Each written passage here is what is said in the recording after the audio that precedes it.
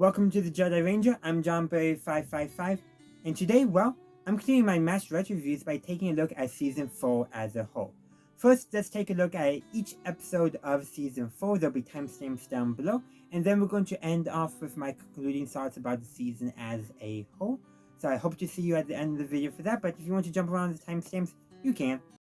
Welcome to the Jedi Ranger. I'm John Berry 555. And today, I'm continuing my series of Master Retro reviews with the first episode of the 4th season, Welcome to Korea. So, this episode, basically, it's following up after McCain Stevenson's character, Lieutenant Colonel Henry Blake leaves, and also we find out that Chopper has left as well. So, the episode actually, though, opens up with basically showing what it's like the 477 being under Frank's command. He's a dictator. He's trying to be military, but really it's for him just to be in control. There's literally a scene later on in the episode where he goes to Father McKay and asks him to try to incorporate this into his sermon. Strength through obedience. Frank. You know what you're saying, right? Because that's very similar to something from 1930s Germany. If you know, you know. By the way, also there's this, during the formation at the beginning, Klinger's wearing a hat, and when Frank asks him, why he's wearing that, his response, it's spring, so springtime fall. You know where I'm going here. Yeah, I'm comparing Frank to a certain somebody that I saw earlier in the video, and I don't want to get flagged by YouTube. Because, yay YouTube! But Frank is just an authoritarian dick. That's what he really is. And when they find out that a new surgeon's coming to replace Trapper, Frank and Margaret are like, ooh, we can mold him in our image. Hawkeye gets to him first, of course, because he goes with Raider to pick BJ up in order to try to say goodbye to Trapper, who he misses by 10 minutes. Because Hawkeye was on R&R when Trapper got his orders to leave. And then, of course, he goes through a series of vignettes getting back. So Jeep gets stolen, they go into the officers club. In order to get Raider in there, they put one of BJ's captain bars, creating a corporal captain. They steal a general's Jeep. They get stopped by a checkpoint, do some lying. They rescue a Korean girl who was checking out the field for mines because God knows the father couldn't do it because they needed to make it safe for their ox. They have to change a flat tire and get ambushed by North Korean guerrillas. They end up in helping soldiers who are being hit by artillery barrage. And that's also where BJ gets his first true taste of basically military life in the field in combat. Because BJ, fresh out of residency, he even calls his training indoctrination, which already tells you who he's going to be as a character. Very well simpatico with Hawkeye. And then eventually they do arrive at the 477, but they go to Rosie's bar first for a drink. Of course they do. And Hawkeye is totally unfazed by a bar fight going on in the background, and only acknowledges them when they actually break the table that they're at. And then they arrive back at camp. BJ calls Frank ferret face, and then the episode ends with the MPs coming and arresting Frank for, having a general's Jeep, because of the lie that Hawkeye told them earlier. And by the way, Hawkeye had already lied to the MPs after blowing through a checkpoint on the way to get to the air base to try to say goodbye to Trapper. He already had done that as well. But this is only a theory on my hand, but after all this is when they introduce all the cast, the main characters, which they've done really at the end of the first episode of each season. And by the way, in this episode, Jamie Farr, Corporal Killing, is elevated to main character status. But, of course, they end with announcing that Colonel Parker is going to be coming. Could the thing with the Jeep be why Colonel Parker from an in-universe perspective, the decision was made to send him to take command of the Union because Frank couldn't be trusted because he stole a general's Jeep? I'm just saying. It's a theory. I like it. And I think it would be quite an interesting thing if that was the case. The real reason is they actually did want to have somebody replace Henry and they decided to go for a different kind of character, but I like my in-universe theory a lot. So overall, this is a great fun episode, a great reintroduction, and I also think it sets the tone for what Season 4 and MASH is becoming. Because we do have our comedic moments, but the scene where they're helping those injured soldiers, and there comes a moment where it just gets to BJ. This is probably the most amount of blood and guts he has seen, and he has to just take a moment and at the very least dry heave. I don't know if he actually throws up. And Hawkeye just takes a moment and comforts him before getting right back at it. But that scene alone is setting that tone that, hey, things are going to start getting more serious. That was a scene not played for laughs, it was played seriously. And as something that is just a nature of being in a war environment. Even some of the other scenes that they also played for comedy, such as with when they were changing the flat tires and ambushed by guerrillas. The only part that was really played for comedy there was Radar trying to get the jack for the Jeep put back in, and Hawkeye tells him to leave it. Radar says, "It's a generous jack, sir," and says, "Salute and leave it." And that's like the only humor, but the rest of the situation was treated seriously. And kind of same thing with the Korean family having their daughters check a minefield for mine. Oh, a field for mines, not a minefield for mines. The only thing that was really played up for laughs was more the communication barrier. Everything else about it was treated seriously, and maybe not super seriously, mind you, but it does show the direction that MASH is going in terms of its humor. There's still going to be humor involved, but you can already tell they're saying, letting us, the audience, know through these vignettes that, hey, we're going to start being a little more serious about things. And that really does come to fruition in the very next episode, Change of Command with Colonel Potter, but we're going to be talking about that next week. But in the meantime, I would love to hear your thoughts in the comment section down below. Welcome to the Jedi Ranger, I'm JohnBerry555, and today I'm continuing my series of MASH retro reviews with Season 4, Episode 3, Change of Command. Now, I do want to address that Change of Command is the third episode because the first episode, Welcome to Korea, is a two-parter. Even though I reviewed and watched it as only one episode, it still counts as two episodes, making this the third episode of Season 4 and the 75th episode overall. But let's actually talk about the episode. This is when Colonel Potter takes command. It actually opens up with seeing a little bit more of Frank's command style. Very authoritarian. He's talking about putting enlisted men in their place. You know what he's doing there. And Radar gets the mail, but he doesn't go to Frank immediately like Frank wants. He goes to distribute the mail because in there is a letter from command in order informing them that they're getting a new commanding officer. And Frank does initially hold himself together when he hears the news in the mess tent. And then he breaks down having a temper tantrum when he goes into Margaret's tent. And then he goes AWOL while Colonel Potter arrives. Colonel Potter, is regular army, so I should address that because when they first, mainly BJ and Hawkeye, hear that they're getting a new CEO, Frank is being replaced, they're happy until they see that that Potter has USA, which is United States Army, which means regular army after his name, not a draftee. So yeah, so they're not so happy about that. But by the end of the episode, they're fine because one, we learn about who Potter is, which makes sense. This is the introduction, so we're gonna have to learn. We learn that he joined the army during World War I by lying about his age. Eventually, became an officer. So he was originally enlisted. That he had a still at one point during World War II and all that. So it's like, yes, he's regular army and all that, but at the same time, you can definitely, they show that he may be regular army, but he's not a jerk about it. And I think that's a great way of describing it.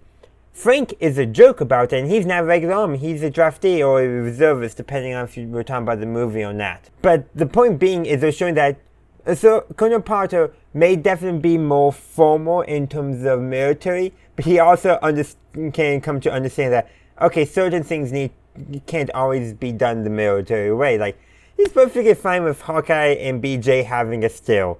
He drinks with them and seeing them about. And he agrees also to let Klingo continue to wear his dresses. Because while there's other episodes where Klinger is wearing the proper uniform, including Welcome to Korea where he's just wearing a hat, in this episode it's established that if he's wearing the full uniform, he basically mentally gets a hive, gets an itch. And because Hawkeye rightfully identifies his civilian clothes, be it regular civilian clothes for a man back in the 1950s, or just the female clothes he wears to get out of the army, is his defense against the system. Very astute, and with how Klinger has typically been portrayed.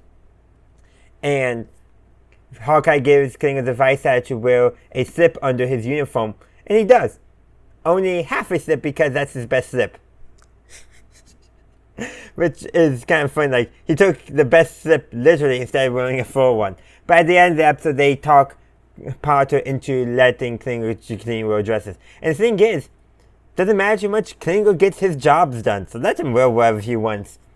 Especially if it prevents him from, not being itchy, not having a rash, which actually interferes with his duties, unlike his whatever he wants to wear. I'm just saying. But overall, this is a good episode, a good introduction to Klinger Potter. We learn, of course, more about him in future episodes. But, like any establishing episode, especially introducing a new character, we need to learn who that character is. It's kind of similar how in the previous episode, we learned who BJ is as well. Also, there's this great scene as well where Klinger Potter is basically talking with the officers, which, by the way, is only Margaret, Father McKay, Hawkeye, and BJ, because Frank went AWOL. All the nurses are technically officers, so shouldn't they be there? And I'm sure there's a few other officers as well in camp. I'm just saying, but it's just our main character officers. And there's a scene where after going over Margaret's record, Potter says, Major Frank Burns, and Margaret responds, just friends, sir. It's kind of funny because if you know the context, I wonder if Potter picked it up. I'm sure he's seen a few things being in the military for so long. But overall, this is a good episode. I think, like I said, it sets up things very well, reintroduces us to our established characters in this new dynamic. And overall, I think it does a good job for getting us fully ready for season 4 of MASH. But that's where I'm going to leave my review. I would love to hear your thoughts in the comment section down below. Welcome to the Jedi Ranger. I'm JohnBerry555, and today I'm continuing my series of MASH retro reviews with season 3, episode 4. It happened one night. So, like I said, this is the 4th episode of the season. This is the 4th episode of the 4th season of MASH. It's also the first episode where there's no reference made to Henry Blake. After all, he did leave at the end of season 3, but the first 2, 3 episodes did at least make mention of his character, and they will mention him again, but this is the first one where he does not appear at all, and they don't mention him. But it's nighttime at the 477, and, well, it's pretty uneventful, at least according to Frank, for his shift in post-op. Yeah, Margaret and Hawkeye are not as lucky. They have one patient who has extremely low blood pressure and is not doing well. And BJ ends up operating on him again, and that seems to have fixed it. And that's essentially how the episode ends, so it actually ends with a bit later. I'll get to that moment in a second. But there's also one patient in post-op who is being quite unruly, and eventually they have to sedate him because, yeah. But that's not all that's going on. Radar wakes up Klinger Potter to try to get the artillery people to stop shuttling so close to the camp because it's disturbing the patients. Frank is looking for all of the love notes he wrote to Margaret to destroy, because that's what he does with the ones he receives from Margaret. And that's actually how the episode ends, when Margaret comes back into her tent and there's Frank passed out because he couldn't find them. He claims he was just searching for a pencil. Margaret, you can do better. You actually will do better. Not that much better, but you will do better, and you can't do better than Frank. Klinger's also trying to, find a new way of getting out of the army. Going outside and it's cold and nothing. Doesn't really work. He ends up going into post-op to warm up. But he does volunteer to be tapped as a blood donor so that way BJ's patient could have some more blood ready for when they, actually operate on him. Again, it's a small, short episode, but no, it's quite fun. We get some good character moments. We get, I think some really good moments between Hawkeye and Margaret. Like, there's a scene near the end where a bunch of beans get spilled on them. It's like, it's just a fun little scene there. Like, way more chemistry between them than between Margaret and Frank. And yes, I mean chemistry in that way. While they never really act on it, though there's one episode where two episodes I believe later on where they do talk about that as a possibility. But like, both of them know that it would never work out despite their chemistry because their lives are so different. They're so different people. But it is quite impressive, the chemistry. And I think that also is evident to some pretty good behind-the-scenes chemistry where the actors are able to work well and play off of each other very well. And that's what helps getting good characters, if the actors can play off of each other really, really well. That's pretty much all I have to say. Is there more I can talk about? Sure. But you know what? We're going to leave that for the comment section down below. I would love to hear your thoughts down there. Welcome to the Jedi Ranger. I'm JohnBerry555, and today I'm reviewing the 5th episode of the 4th season of MASH. The episode is The Late Captain Pierce, so obviously I'm continuing my series of MASH retro reviews. And in this episode, Hawkeye is dead, but not really. The army only thinks he is dead, and shenanigans ensue. Well, ensure as well, I guess, when you think about it. But essentially, some paperwork mishap, and the army thinks Hawkeye is dead, and Hawkeye's father also thinks he's dead now, and calls Captain Honeycutt BJ because, yeah, why not? Who else is going to call Hawkeye? He thinks Hawkeye's dead. And basically the episode, it's not like other episodes that actually deal with the concept of death in a much more dramatic sense. I know there's 2 episodes that actually do that more in later seasons. One is when there's that dead soldier and only Klinger could see him. And then there's that when Charles is almost shot during a sniper attack. But we got a couple of seasons to go before we get to those points. But in this episode, it's all basically played for laughs. The seriousness is the fact that Hawkeye is basically cut out of the army system. He can't get his pay. His father thinks he's dead. That's where the seriousness comes in.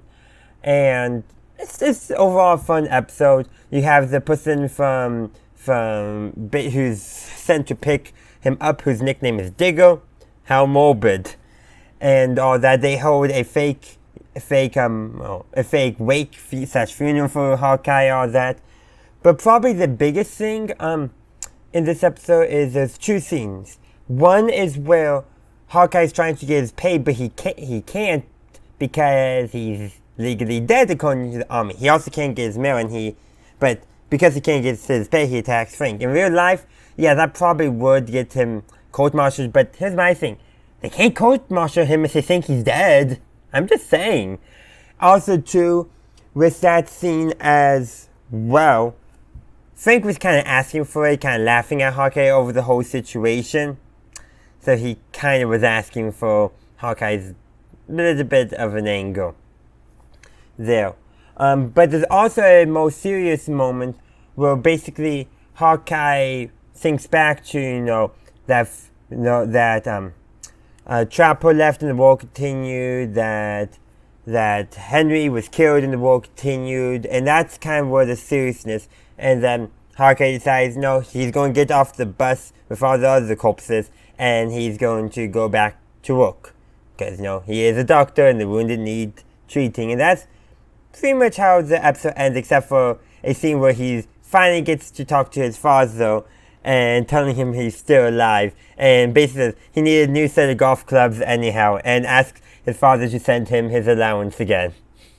Which I think is just a good, fun way of ending the episode. Again, while it does deal with a pretty heavy concept, they play mostly for laughs because MASH is getting more serious, but it's still generally a sitcom, if you will. It's still generally, a comedy first and drama is going to be secondary, but you can tell things are getting a little more serious in terms of the stories that they want to tell. Plus, they also bring back the same character, not the same character, the same actor, Armand Quick, to play Captain Pratt. He also played a previous character known as Captain Sloan, and their personalities are like the same. Except for Pratt actually does do a little joking, now that you can tell. But again, it's just overall, I think, a fun, basic episode, nothing too interesting about it, just standard MASH stuff, if you will. But that's what I got to say. I would love to hear your thoughts in the comment section down below. Welcome to the Jedi Ranger. I'm JohnBerry555, and today I'm continuing my series of MASH retro reviews with the 6th episode of Season 4. The episode is called Hey Doc. So, there's basically several plots going on in this episode. Basically, there is a sergeant who's planning to leave home, but he wants to start a Korean restaurant, and he has a lot of stuff with him, so he can't fly home. He needs to take a ship. Hawkeye and BJ are like, yeah, sure, whatever. But they need a third doctor signature, and that's going to have to be Frank, because, a medical illness is preventing him from flying. But during this as well, there are snipers coming into the camp, so that's causing problems. And 2 people arrive, and they both have an impact on the plot regarding the snipers. But also, we get to see some off-the-book medicine. So first, a British patrol arrives to try to chase the sniper off. And the lieutenant has an ingrown toenail that he needs taken care of on the down low, because if his command finds out about it, he could be denied a promotion or leave. Because apparently that's a big problem in the British Army, I guess. But anyhow, so they treat his toenail, and in exchange he'll get them 2 bottles of high-end scotch, which they do receive, and then the sniper destroys them. So Hawkeye and BJ are like, okay, something needs to be done.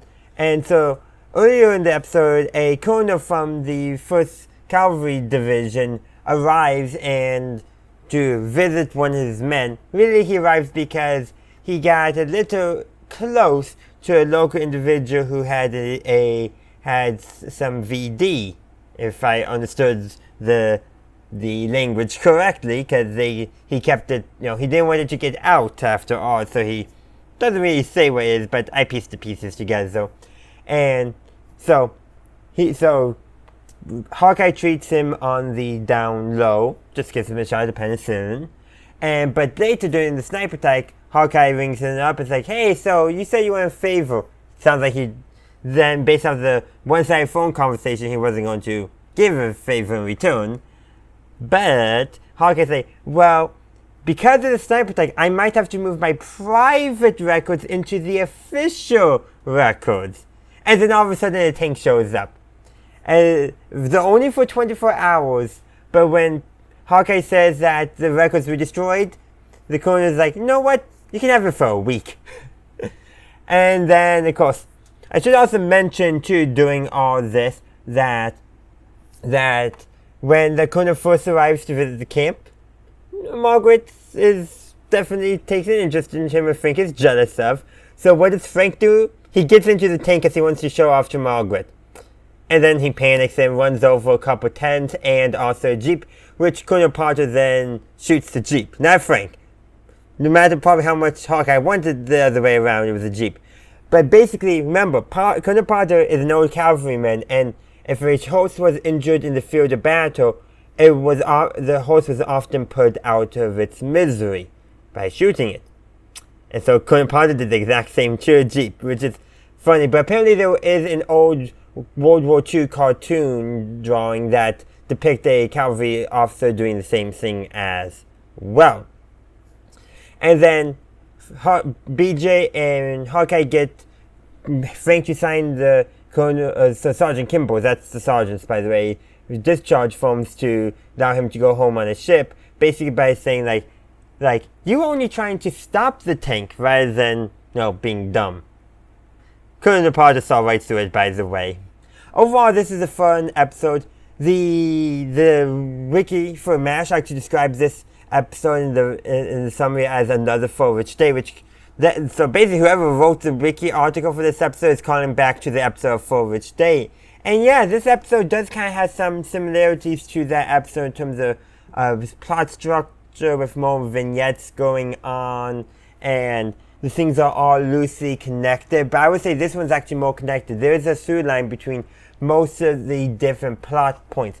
The only plot point that doesn't really connect is the scene between Radar and Klinger, which I'm like, okay, how does that relate to the rest of the stuff? And what were they actually doing? Were they actually preparing for a talent show? I'm honestly not sure. I don't think the episode, no, I think they just wanted a fun Klinger bit and they threw it together, and it doesn't really connect with the rest of the episode in any way. But that's not mean it's a bad thing. It just means it's an out of place scene that makes you laugh because it doesn't connect at all with anything else going on. But overall, like I said, it's a fun episode. Now, the wiki does make note that there is some uniform inconsistencies, but this is MASH. Inconsistencies is a thing. MASH doesn't really care about continuity, really. Yes, as it goes on, continuity becomes a little bit better, but it's mostly character development continuity, which is honestly the most important part. And as long as each episode is internally coherent, in a sitcom, that's all you need. You don't need big story arc, character, or continuity development between events and timeline. That's not what MASH is, and we shouldn't be applying to MASH the same rigor continuity we apply to modern day serial stories. And also, yes, I studied history. I love history. I would love if maybe the uniforms were a bit more historically accurate. But again, MASH is not that kind of show, so I can give it a bit more of a pause. It's kind of the same thing like with the historical inaccuracy in Hogan's Heroes. Yes, it's historically inaccurate. It's not at all something that would have happened. And MASH is actually better for historical accuracy than Hogan's Heroes. But that doesn't mean it ain't fun. And these kinds of shows, that's what they're there for. They're all for fun. Could they have done a more serial, historically authentic story and still have it fun? Yeah. But that's not what MASH is. MASH is just a fun show. And it is fun, and I love it. And really, I just love how we get more episodes that are fun but still deal with something. This episode doesn't deal with anything too much, but you have that plot line of two people who get off the record medical help because basically they either made a mistake or were dealing with something else, and something slipped by them. That probably happens a lot in the military, things that the soldiers do that they don't want on the record. And probably is also more realistic of war. Like, soldiers are not going to be perfect all the time, guys. Remember that. But that's what I got to say. I would love to hear your thoughts in the comment section down below. Welcome to the Jedi Ranger. I'm JohnBay555, and today I'm continuing my series of MASH retro reviews with Season 4, Episode 7, The Bus. So, to begin with, I think this is actually probably overall one of my favorite episodes in Season 4 of MASH. It's a pretty simple episode. Hawkeye, BJ, Kunapata, and Frank, along with Radar, are coming back from a medical conference on the bus, and it breaks down. It's a pretty simple premise, but I think it's a really good episode. It has some good character moments between pretty much almost every single character. We see Frank being his normal self. We see just, the friendship between Hawkeye and BJ. We see Kunapata being a level-head commander, which Frank would not have been. We see Radar being himself. And we also get a surrendering North Korean soldier. Like, again, it's a pretty basic episode. It's very much a barter episode because they just needed a country road, a place to park, the bus, and 5 of the actors, and that's it. This is practically a barter episode.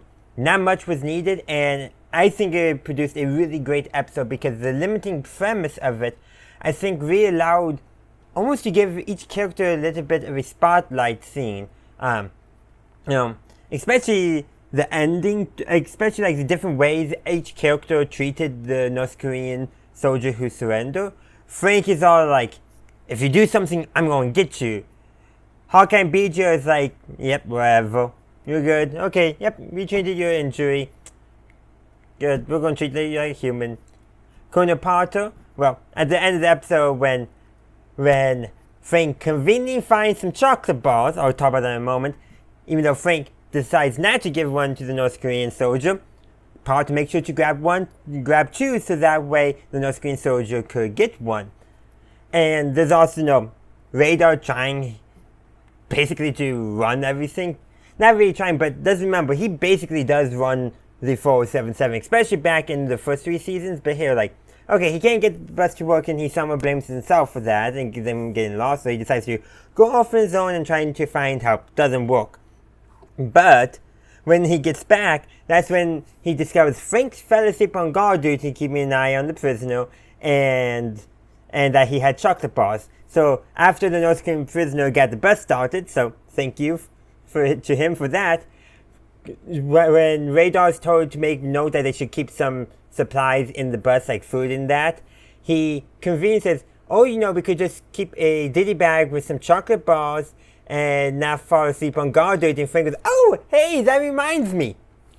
Radar blackmailed Frank. I love that. I think everyone knew Frank fell asleep on guard duty from that. There's also, Frank does at one point in the episode find the 477's walkie-talkie, but there's a problem with it. One, it needs its pail, which is back at the 477, 20 miles away, and it's broken, and apparently when it is working, it only works like a mile or maybe at best. But somehow they do find the other walkie-talkie on the bus, so BJ and Hawkeye decide to play a prank on Frank by getting the North Korean soldier to speak into the walkie-talkie, and Frank's convinced he's now hearing all the enemy's secrets. I do wonder if anyone understands Korean or Chinese, because again, I'm not the best at identifying those languages, and I don't even know if one of those languages was actually being spoken by the North Korean soldier. Tell me what he's saying. Is he actually saying something, or is it gibberish? I want to know, because I don't have an ear for that language, and I can't tell it apart from the other languages in the East Asian area of the world. But again, like I said, it's just a good, fun episode with some good moments. They didn't use the laugh track really at all. Actually, I don't think they used it at all in this episode, and it works. It's so good. You don't need a laugh track. If something's funny, you naturally will generally laugh about it. But I do want to also mention one other thing about this episode. In the Mesh Wiki, in the research notes / fun facts section, mentions that Burns is carrying a German World War II MP40. And then whoever left this goes on to say that U.S. Thompsons and Chinese burp guns were the submachine guns used. One, I think this was taken from the North Korean soldier, and two, I'm confident that the Soviets captured a lot of German MP40s during World War II, and I know, if I remember correctly, there was one German gun they did repurpose for their own use because they liked it. If I remember my history correctly.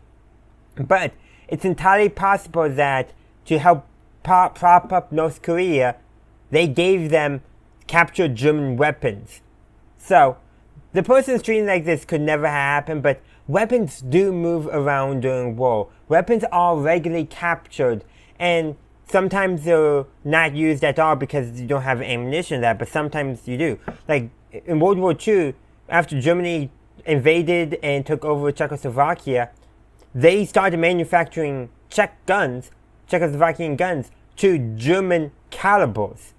That's a historically documented fact. And if I remember correctly, the Germans also basically stole a Soviet gun as well and made their own version of it. So it's not impossible that a German MP40 from World War II would have ended up in North Korea and then captured by Americans.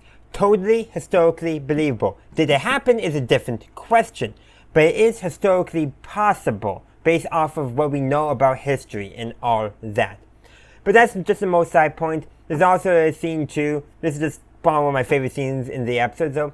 Is BJ's peeking over the bus window and Hawkeye just writes Kilroy underneath, which was a very popular graffiti left by American soldiers during World War II, and I just loved its inclusion.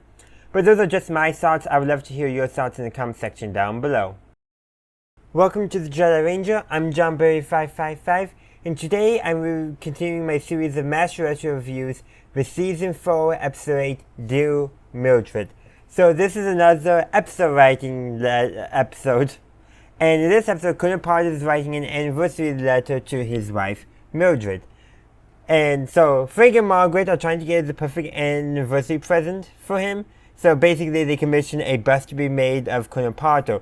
Now when the bust eventually is revealed, Frank and Margaret is like, that looks nothing like Potter. But Potter, and I do agree, it does look somewhat like Colonel Potter.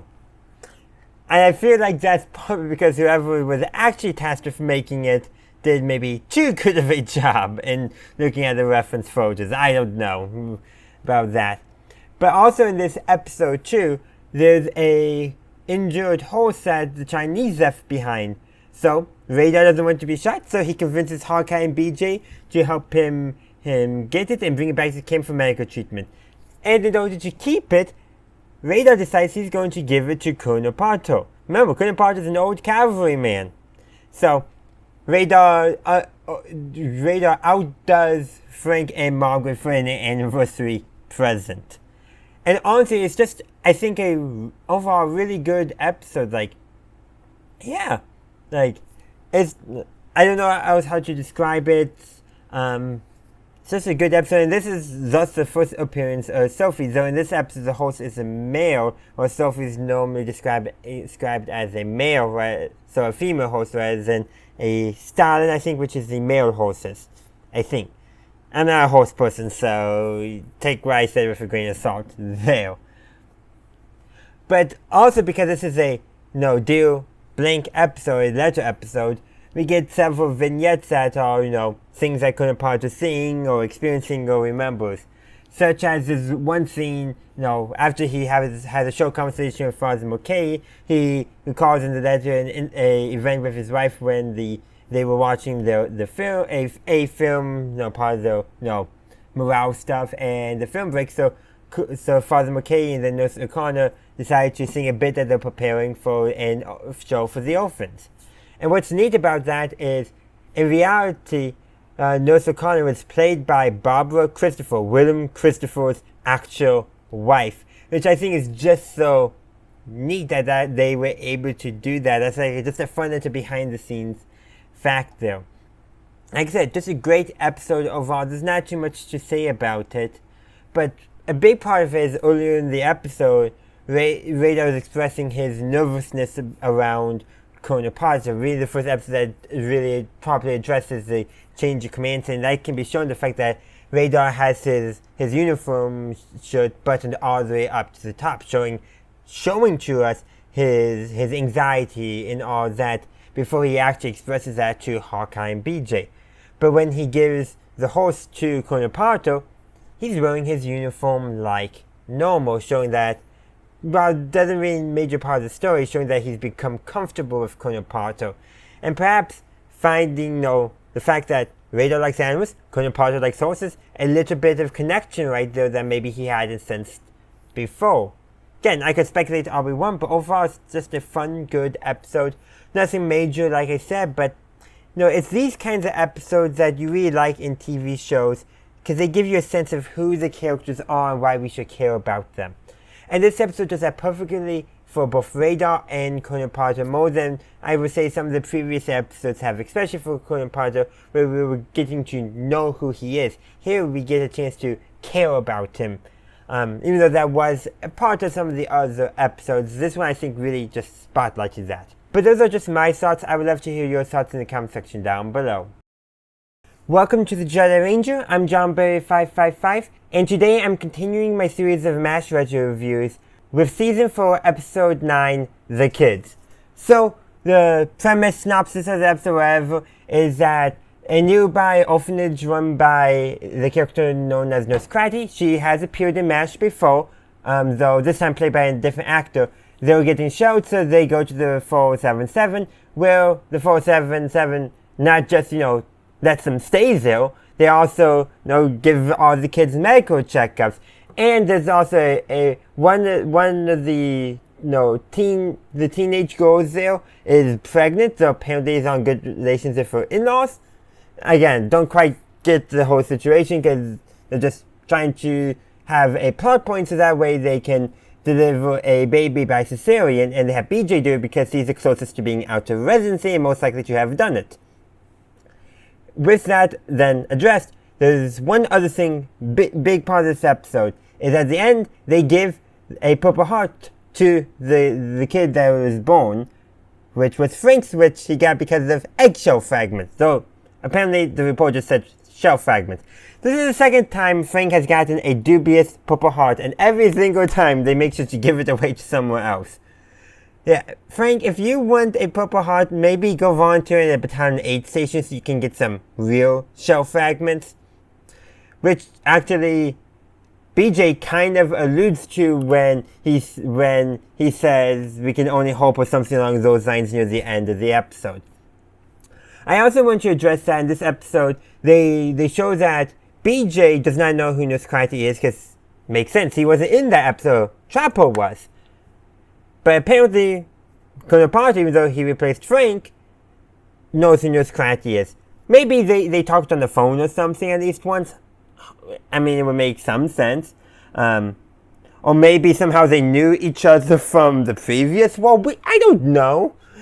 They don't specify, and they just have BJ be the point of view character for us to introduce those of us who don't remember Nosferatu or would have not seen the previous seasons to her character. But overall in this episode is everyone at the camp except for Frank is welcoming and accepting of the orphans being there. Everyone, like BJ and Hawkeye tell the kids a bedtime story. Hawkeye says about Frank, of course, a bad major. While BJ tells the tale of Androcles and the lion, they fall asleep, and then Hawkeye was like, wants them to finish it. And then, of course, Colonel Potter's telling a story as well. But it's how to field strip an M1 Garand rifle. But he made it sound exciting. And after the kids fall asleep, because it is just a field manual after also actually borrowing, he goes on to continue reading it. And he says Garand, not Garand. No, he says Garand, not Garand. One is how most people pronounced it, and one is how the developer of the rifle pronounced his own last name, which is where the name comes from. Regardless of that pronunciation, doesn't matter. But in all, like I said, everyone is taking care of these kids and all that, but Frank, well, he's convinced that they're stealing from him. And to be fair, one of the boys did con him out of 50 cents, or beat him out of 50 cents, depending how you want to look at it.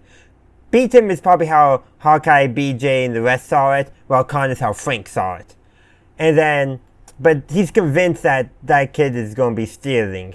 And Father Mulcahy needs to use his experience in boxing to get Frank to scrub up for surgery because they're getting wounded coming in.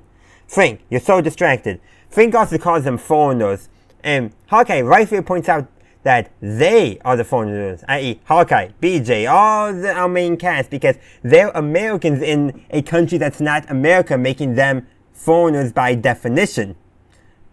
Frank is racist in this episode. I think that's the easiest way to describe it. He's relying on stereotypes, so at the very least he's prejudiced, and all that. We could go on and on about Frank's just lack of empathy, and that's really who Frank really is as a character, a very self-centered character who really lacks empathy for anyone who isn't like him in some form.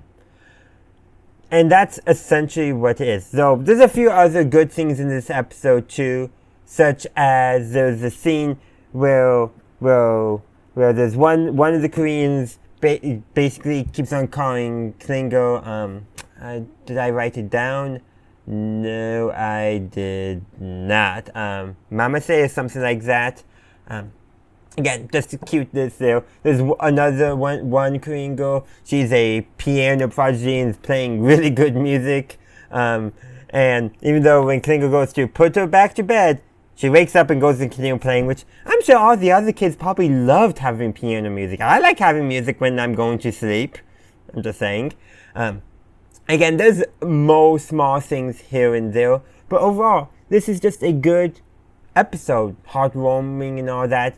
And really shows the humanity in every character except Frank. And that's actually why in a couple seasons, Larry Linville will leave, because he felt like there was nothing else to do with Frank. There's no way to redeem him as a character, and the bit was just stale. And yeah, and it makes sense. And this episode kind of shows it, like, yeah, you can only do so much with Frank being a prejudicial doofus. There's only so much you can do with that. It gets, like I said, boring after a while, and that's why we got a different character, and a very different character when Charles came on board. But we got a couple seasons to go before that, so let me know your thoughts on the kids in the comment section down below.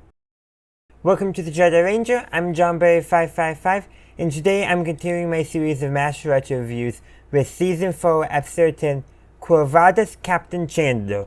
So, there's some Latin in this title, so I hope I got it correct. But anyhow, the premise of this episode is that casualties come in, and one of the casualties is a captain who believes himself to be Jesus Christ. Frank and Margaret think he's faking it, so they bring Flag in to expose him. Meanwhile, Hawkeye has a brilliant idea. Hey, let's get an actual psychiatrist here who understands the mind and can actually understand what's going on. So he gets Friedman to come. And so Sidney Freeman basically does conclude that the Air Force captain, who from Flag we learn is actually Captain Chandler, has come to believe himself to be Jesus Christ. Not because he's actually Jesus Christ, but because basically dropping bombs, killing a bunch of people who did him no direct harm, caused him to have a mental breakdown, and the way he dealt with that was by, I'm not a killer, I'm Jesus Christ. No, his compassion took over. And Sidney's medical opinion at the end is that while they may be able to help him become Captain Chandler, or just himself again, he should never be returned to combat. And this episode actually does not feature a laugh track, which I think is really good because it does touch on a pretty thing. PTSD is ultimately what's going on in this episode. Captain Chandler's, basically killing people was traumatic, and eventually he snapped and decided he's not going to kill anymore, and in his condition, in his mental breakdown, concluded that if he's not going to kill anymore, he must be Jesus Christ. There's a couple things to also note. He has a pretty good theological foundation too, because one of the questions that Sidney asks him was basically, does God answer all prayers? And Chandler responds, yes, but sometimes the answer is no, which is a very good thing that a lot of people do forget. Sometimes you may get a negative answer. If you are someone who does believe, I should put that qualification in. Again, also too, that's also, I think, a good example, good thing to add, because that implies that Chandler, before he had his breakdown, made a prayer where he maybe, asked something, and it basically asked for the war to end, or asked for him to be able to stop bombing, and because a tear did come down his chin at the time, his cheek, I should say, not chin. And while that zone there, I think, provides some that Chandler had a pretty good theological understanding of his Christian faith, it also reveals that very likely part of his breakdown may have involved him not getting an answer to his prayer that would have perhaps helped him deal in a less drastic way with the trauma he experienced by killing so many people that did him no harm. Though I gotta say, there's some parts of this episode that makes me think that they had thought this episode might have been done when Frank was still here, namely because Margaret, this is the only time she ever goes over Colonel Parto's head for something she did all the time with Henry, so it makes me think part of this episode was retooled, but not every part of it. Again, could be several different things, as well with that. But like I said, this is a really good episode. I like how they didn't have a laugh track. How, yes, while Flag does provide the comedic moments in this episode, they never, the core of it, everything with Captain Chandler, him believing himself to be Jesus Christ, they took seriously, and I don't believe they went into any disrespect in that topic. And also, too, this episode reveals Radar's actual first name, Walter. This is the first time that is ever revealed on screen.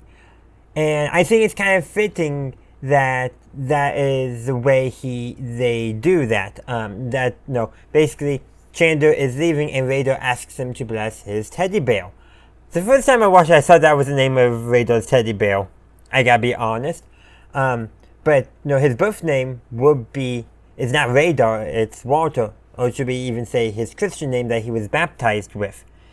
And also too, that scene also is supposed to show to us the audience as a way to confirm that Chandler just believed himself to be Jesus Christ, not actually Jesus Christ. Because, for one, if he was Jesus Christ, he would have known Radar's real first name of being Walter. But at the same time, I feel like Jesus would be respecting people's choice to be called by what they prefer. So, could go either way on that. But in the context of when this episode was made, the idea that Radar's real name, he did not know, is showing to us that this Chandler just believes himself, confirming Sydney's diagnosis. But also too, Jesus Christ, he would have probably introduced himself as, assuming if you believe Jesus Christ is God and thus knows all and all that, he would be able to speak in any language, so we're going to ignore that part. But also, Jesus would probably introduce himself as Jesus, son of Joseph, or Jesus of Nazareth. So that's probably how he would actually introduce himself, because that's how that stuff worked back then, and would make a lot more sense, because Christ comes from the Greek variation of the Hebrew word Messiah, a title, and for a name, that would be not really given. I could have, maybe Jesus of Nazareth, Jesus son of Joseph, the Messiah, the Christ. Yeah, that could have been done.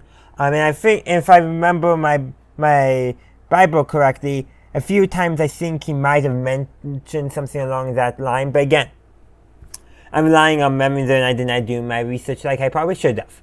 But all this to say, I think this episode not only is really good, but handles the different topics they bring up in a very respectful way. And really, the only time they do a joke is with Klinger at the end, where he dresses up as Moses and hopes to get discharged from the army that way. And again, that was a good way of ending the joke, because it's Klinger, we can do the joke, and it's understandable that it is a joke, a bit of comedy for us. But the rest of it, outside of some of the stuff for Flag, is taken seriously, which, like I said earlier, and I'll say again in my conclusion, I really liked. But those are just my thoughts. I would love to hear your thoughts in the comment section down below. Welcome to the Jolly Ranger. I'm JohnBerry555, and today I'm continuing my series of Master Retro reviews with Season 4, Episode 11, Dear Peggy. Before I get into this episode, I would like to address that this episode has often also been titled Dear Peg. In fact, this episode and The Late Captain Pierce are some of the few episodes where Captain Honeycutt's wife, Peg, is referred to as Peggy rather than Peg. Going forward, it seems like they mostly refer to her as Peg. Now, the episode has BJ writing a letter home to his wife, and Father McKay is visited by a chaplain who's higher up in the chain of command. And despite this being one of those character writes home to a friend, family member, whatnot, the thing is that this is a Father McKay episode. BJ's letter is just a framing device for the episode, and it's kind of disconnected from the rest of the episode. So, in short, there actually are two main plot points. I mentioned the Father McKay being visited by a chaplain from high up in the chain of command, who's basically regular army, and I think there was a scene where Hawkeye says that that Hollister, I think, was the chaplain's name. Colonel Hollister was basically thinks God's like regular army or something, and yeah, including Hollister basically bullies, for lack of a better term, Father Mulcahy into writing a letter home to the family of one of the patients, telling them that their son is all right, and then right after it's sent out, that soldier has to go back into surgery, and that surgery, that character, I should say, was originally Frank's patient, who he did a poor job of. BJ saved by basically using stuff he learned in his residency, and then Hawkeye goes and removes the fragments that Frank missed. Basically, Frank is a terrible doctor. Like, literally. Like, yes, missing stuff can happen, but the thing is, like, I don't remember if this happened with Hawkeye, but I know there's an episode with Colonel Parto where he missed a fragment and Hawkeye had to go back in. And for Colonel Parto, that was like, it nearly broke him. He had guilt. It frustrated him, made him consider an early retirement. And I think there might have been an episode already with Hawkeye where he made a mistake and it racks at him. I could be totally wrong about that. But Frank's like, oh well. And that's honestly just terrible characterization, which is great at the same time. Frank is a terrible character, but he's a character that we love to hate. So those moments where they show what those terrible characterizations are good because they show us why he's a bad character. But overall, I enjoy this episode, and it shows really how most of the Arrow characters have that compassionate side. And Frank and Colonel Hollister are being shown almost to be like the non-compassionate, the people who are just, they think they know what they got going, and so be it, wherever it is, and then not prepare for changes. Like Father Mulcahy, he states in the episode the reason why he doesn't write letters home to a soldier's family right away is, God forbid, what if the patient does not survive, and he doesn't want to give false hope. And yes, you could definitely make an argument about have faith that this patient will heal, but at the same time, it's also like, it's okay to be like, we're going to wait till we're sure the patient is healed and recovered and stable before we send any letters, just in case the unthinkable happens. Which is a perfectly reasonable opinion. But alas, for lack of better term, the antagonizing forces of this episode are not of that mindset.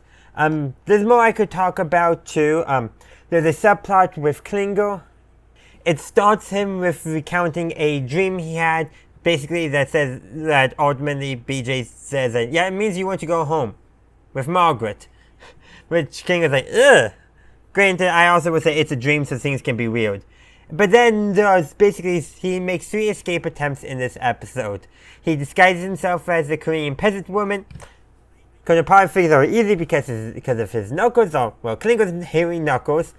And then he tries to escape by the river to the sea and uses a self-inflatable raft cart.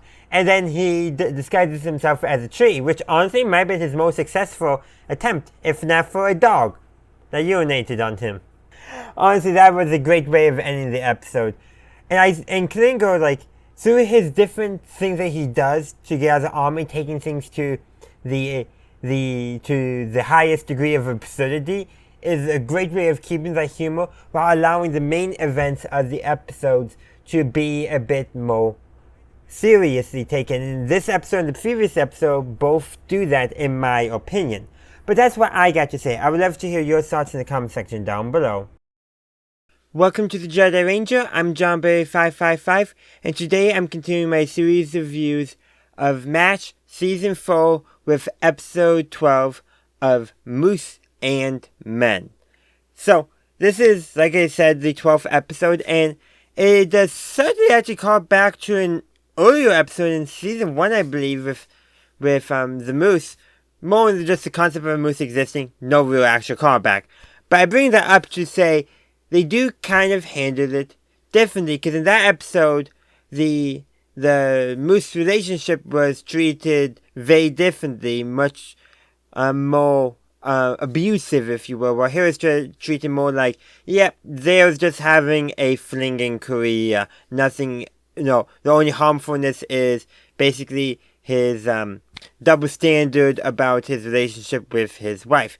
For context, BJ is talking to Zero in the mess tent and learns that Zero's wife cheated on him and helps him write a letter, and then he finds out that Zero is seeing a local Korean behind his wife's back. Not BJ's wife's back, Zero's wife's back. Though technically he is kind of also behind BJ's wife's back because they're not friends at all. See, I don't know where I'm going with that. So that's that part of the story. Pretty straightforward. But then there's another part of the story. There's Frank basically being paranoid that every local Korean is an infiltrator out to destroy the camp. And so you get the normal hijinks from that. But also there's a colonel that was manning a military checkpoint that gets hit by some grenade fragments. And he does not want Hawkeye to operate on him because he does not like Hawkeye's basically goof-off attitude and all that. And Colonel Potter basically convinces him, hey, he's the best doctor we have here. He does a good job, and just let him be himself. Don't report him. And as a favor to Colonel Potter, that Colonel is like, fine. Essentially, again, it's a pretty basic episode. Nothing too major going on, except for Frank being a major paranoid person. Yeah, like there's one scene actually where he's inspecting, in air quotes, the local Koreans that work in the camp, and Raider's like, yeah, don't listen to him. Yeah, what we've been doing, just continue doing that. Behind Frank's back, of course. And the episode ends with Frank's paranoia being the punchline. First, he thinks Koreans bearing a part of kimchi is a bomb. It's not, it's kimchi. And then, at the very end, the last ending gag, Hawkeye and BJ have grabbed some surgical gloves, blown them up, put air in them, and then popped them to freak Frank out. And they end with and then Frank pulls out basically a lighter that looks like a gun, and they call him the fastest lighter in the West. They're not in the West. They're in South Korea. That's South, not West. There's no such thing as West Korea. I'm sorry, I just had to do that as a joke of my own. Though actually, technically, they're in the area of the world that we generally call East Asia. So, shouldn't it be fastest lighter in the East then? As well? Just some food for thought. But anyhow, those are just... Oh, by the way, Frank bought that lighter from one of the local Koreans that does stuff in the camp. That he was telling, stop peddling goods. Frank, you're being a hypocrite, but that's a Frank thing for you. Anyhow, those are just my thoughts. I would love to hear your thoughts in the comment section down below. Welcome to the Jedi Ranger. I'm JohnBerry555, and today I'm continuing my series of Master Retro reviews with Season 4, Episode 13, Soldier of the Month. So, there's two things going on in this episode. One, based on the title, there's a Soldier of the Month competition, which is a directive to try to improve morale. And there's also what they decide that they end up calling Korean hemorrhagic fever going around the camp. Frank also gets it, by the way. And based off of actual historical data, what this actually probably is Hentavirus, which actually went around affecting soldiers during the real Korean War. Basically, it makes you not feel well and you can't get too much fluids, otherwise your kidneys will shut down. Yeah, not great. And what's Frank doing? Giving people too much fluids. Go figure. But effectively, common sense, basically. Don't give them too much water, keep them on bed rest, and eventually they get better. And that's what happens. But during all this, Frank ends up writing his will, and he leaves everything to his wife and children, including his cookbooks, because he does not report his actual income to the federal government. Frank is committing tax fraud to get Al Capone. You don't want to mess with the IRS. And then he leaves Margaret all his clothes. Yeah, Margaret's not too happy about that, and once she's sure that he's back to normal, she punches him. Yeah, he needed his comeuppance. Frank also does prescription kickbacks and that, confirms that he's just not a good person altogether. But before he got sick, he was supposed to be the judge for the Soldier of the Month contest. Instead, Hawkeye and BJ end up being the judge for the contest, and the finalists end up being, well, Radar, Klingo, surprisingly, who ships up because he went to R&R in Tokyo for 6 days. Also, Ego and Zero. I think Zero. How far I got, because there's Zero and Rizzo. It's Zero. Rizzo hasn't been introduced yet. Similar characters, believe it or not. But anyhow, that's sidetracked. But the point being is, all the listemen are basically sucking up to try to get the R&R.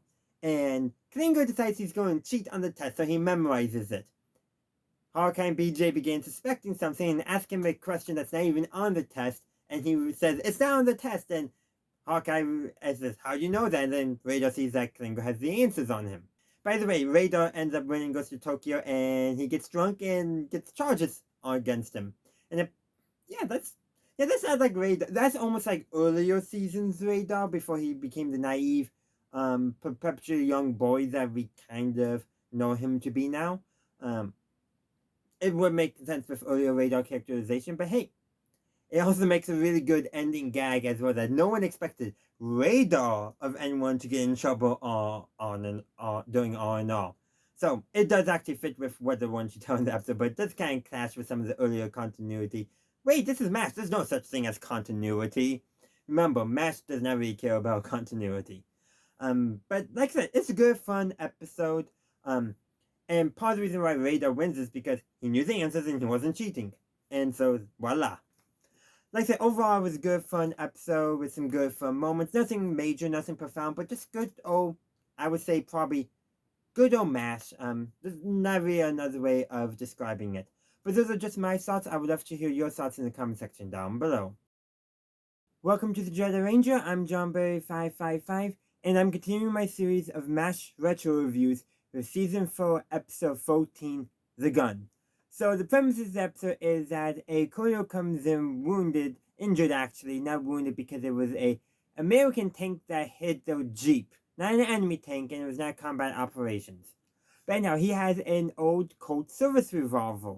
In the dialogue, I will say they do describe it as one type of Colt revolver, while the actual prop is a different type. But regardless of that, he comes in and he's a bit obsessed with it, and it goes missing.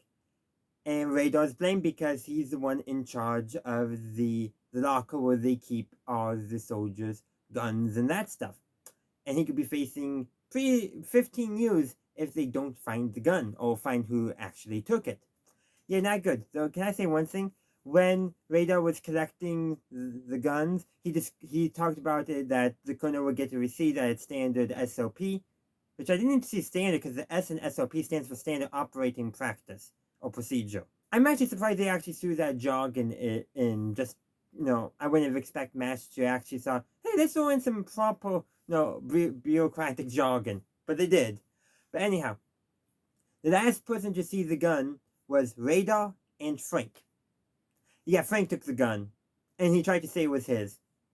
Yeah, Mark was mad at him by the end of the episode for that, after Frank shoots himself in the foot when he decided to return the gun. There's actually a scene, and this is shortly after the scene where Hawkeye and BJ confront Frank, because they suspect it's Frank, and, well, Frank actually has a valid point. They're assuming Radar's innocent until proven otherwise. Why doesn't he get the same treatment? And, yeah, and then Hawkeye and BJ is like, don't you hate it when he's right? And Frank is right in that regard. But Hawkeye and BJ also right in their suspicions. And by the way, during the Radar actually gets drunk in this episode off of not even a full beer, and he eventually goes to post-op to confront the colonel, and that's when Frank is returned the gun, and the gun goes off. And Radar being there proves that Radar didn't steal the gun. But can I say something? Why is the gun kept loaded? Seriously, why is it kept loaded? That is just bad safety practices. At least I know in the Cold War, like going into certain places, soldiers would have to remove all the ammunition from their guns and then discharge it in a safe manner to make sure it was empty. I do know that did occur on some military installations in the Cold War. So why is the gun kept loaded? Why? Did Frank load it? I don't know. Did it not unload it when it got to the camp? Like, what's going on though? Why was it loaded?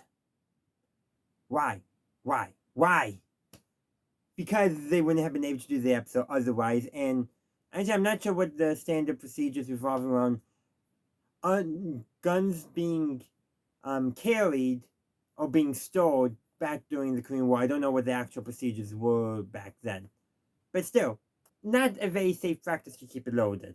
And that's pretty much the episode, but there's a few other things going on. There's a scene where Radar falls asleep, so Colonel Parker have to make an announcement basically telling him, hey, return the gun, and we won't ask any more questions.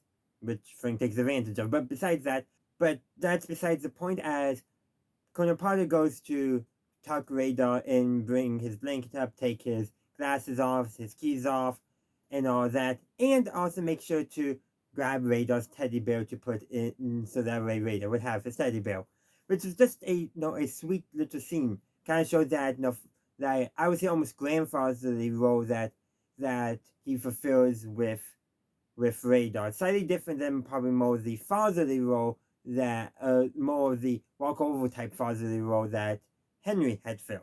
Just wanted to throw that out there. And then at the end of the episode, they apparently had switched glasses, which we don't see in the episode, but apparently did happen. And while the Mash Wiki does describe that as a goof, thing is, things can happen off screen.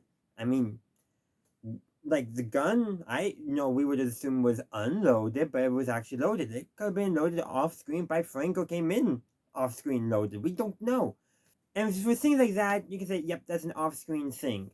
Now, if it happened in a different manner, then sure, but let's just assume it happened off screen. That's the easiest way. We also didn't see Frank discharge the gun. We didn't see that. No. But we heard it. Also, I love the scene where Margaret asks Father Mulcahy what happened. He said, was that a gunshot? He says, well, I don't know. I don't want you to spread any unfounded rumors, but the scuttlebutt is that a gun was fired. I just love that scene. Like, there's some good comedy moments in here as well. I think it's overall just a good, fun episode. And really, Frank should have gotten in trouble. Conduct unbecoming an officer for one. And the matchmaking mentioned another one. Something about, basically taking property that's not yours. So, stealing. And also, Frank learns the wrong lesson. He learns the lesson that if you steal something, you shouldn't return it. Frank, how about the lesson is, don't steal to begin with. I feel like they're doing this also to, I don't know if they had in mind in the coming seasons where they were going to, fully separate Margaret's character from Frank and have her, meet Donna Penobscot and get married. But this episode certainly helps to show that the distance is forming, because the look that Loretta Swift gives playing Margaret after Frank said that says a lot. Like, I can't believe you just said that. And also, Frank was only grazed. He wasn't actually seriously injured, so it's not like, he was, lightheaded, blood everywhere. Well, yeah, maybe you wouldn't be making the most sound decisions. But no, it's just a graze. Like, no blood, no bleeding, nothing like that. At least on screen, maybe in real life, but it was, literally, Margaret's own dialogue says that it wasn't serious. And yet, Frank's behaviors would only be justified if he was losing a lot of blood and it was a really serious wound. But that's Frank for you. But like I said, good fun episode overall. I enjoyed it, but I would love to hear your thoughts about it in the comment section down below. Welcome to the Jedi Ranger. I'm JohnBurry555, and today I'm continuing my series of Masterette reviews for Season 4, Episode 15, Mail Call Again. So, the premise of the episode is that the camp gets a bunch of letters. It's mail call. Colonel Potter gets a letter from his son, and informs him that Colonel Potter is about to become a grandfather, probably by the time the letter arrives. So, the camp decides to start a betting pool on who's going to correctly guess the baby's birth date, weight, and whether it's a boy or a girl. By the way, Father McKay is the one who gets it correct. And in this episode, actually, when basic question on how he was able to correct, he says, I can't remember exactly, but he said something along the lines, I know it is something about conception. So basically, he did some math, in other words. He knew it was the baby was a week late, then additional 9 months, and boom. That's probably what he did. I don't know. But the thing is, MASH always generally does this. Whenever they kind of have some kind of betting pool of that going on, they always have Father McKay win. That's a very common thing that they do in MASH. But there's other things going on. Hawkeye gets his hometown paper. BJ gets 2 letters from his wife and 1 letter from his dog, which is written by his wife. I just kind of like, does for the letter from the dog, does she just write woof woof bow wow? I wanted to know, and they didn't share what that was. And Margaret gets a package from the States that is some lingerie that Frank had gotten for her. Because Frank gets a letter from his wife. Remember, Frank is cheating on his wife. And he's also stringing Margaret along. And Frank's wife, Louise, has found out about Margaret and wants a divorce. Frank eventually talks to her over the phone and convinces her not to. It's pathetic and also creepy at the same time. There's a lot of patheticness around blah blah blah we can go with, but the creepy part is that starting to hurt himself, actually step out into the wall. Frank, not good, buddy. I don't know why I said that. But yeah, Frank is just all around a scumbag, and that really proves it. Especially, degrades Margaret to try to, appease his wife. And Margaret overhears all this, so she's rightfully mad at him. And throws that lingerie into the trash, which Klinger actually later finds in the trash. But this is actually probably the maddest that we've seen Margaret at Frank so ever in MASH, I would say. Probably the maddest. And it does kind of help to build up how we'll know later on that she'll actually break it off with Frank. And actually we'll realize that there's no chance of anything, an actual relationship with Frank. Frank is just stringing her along. But we got a bit to go for that. But overall, like I said, it's a pretty enjoyable episode. We get to laugh at the disgustingness that is Frank. We get some good other character moments. We actually get to see a home film from Radar, so we get to see his family. And by the way, his mother is played by Gary Burghoff. So Gary Burghoff, who plays Radar's mother. It's just amazing that they did that. Like, I'm actually kind of surprised that they went with that route, but they really wanted to show the family resemblance. Like I said, overall, it's a good, fun episode. Not too much more to say besides it's helping lay mold the groundwork for what we will know that's coming, where Margaret breaks off, stops seeing Frank, and then gets engaged to Colonel Robert Penobscot. But we got a bit to go for that. Let me know your thoughts on this episode in the comment section down below. Welcome to the Jedi Ranger. I'm JohnBerry555, and today I'm continuing my series of MASH retro reviews with my review of Season 4, Episode 16, The Price of Tomato Juice. So the premise of this episode is that the 477 accidentally gets a can of tomato juice delivered to them. Colonel Potter notes how he loves it, so Radar decides that he's going to try to get tomato juice more regularly so that way Colonel Potter can have some. So it's a whole deal of, I do this for you, you do this for me, because they need to get Frank to agree to sign the requisition form, because he's the requisition officer. And he apparently orders all that stuff. And he's not agreeable. But if Hawkeye and BJ can get him a pair of stockings to give to a certain someone, it's Margaret, then he'll sign the requisition for the tomato juice. To get the stockings, they ask if they could buy Klingers. Klingers is like, give me a 2-day pass to Seoul. And that's a little harder because it's not like Colonel Blake, who is easy to trick. Much harder to trick Colonel Potter. Now, what Radar does do is try to do what he would have done with Colonel Blake and just slip it in among some other forms. But Colonel Potter actually reads it and is going to decline it because there was orders to limit 2-day or any kind of passes to Seoul because of a bunch of congressional bigwigs are in town campaigning for re-election. Because they want to show they support the troops, I guess, or something like that. I don't know. But anyhow, also too, he's also saying declining because Klinger apparently has already gone AWOL multiple times that month and all that. Radar lays it in a little bit, and Klingo's depressed, he needs to get away, all that, mentally recover kind of thing. And so, Colonel Potter calls a friend of his, the general who issues the orders, General Barker, and convinces him. And apparently we learned that General Barker also used to do insane stuff during World War II. Putting on the enemy's uniform to go into town? That is a bit weird. A bit weird. But anyhow, that is worked out. But the general wants Margaret to come for a party that he's hosting because of the dignitaries in town. And because of that, she's not taking Frank with her, obviously. And Frank is mad and he won't sign the requisition. So, what do? They write a fake note to Margaret to make her think that Frank is proposing to her, mind you, so that way she stays in camp. And then she sends a note back to Frank, and during Frank's euphoria is when they get Frank to sign the requisition. So I think Klingo not only got to go to Tokyo, because he still goes to Tokyo pretending to be Margaret initially with the general's rival, but I think he also gets to keep his stockings.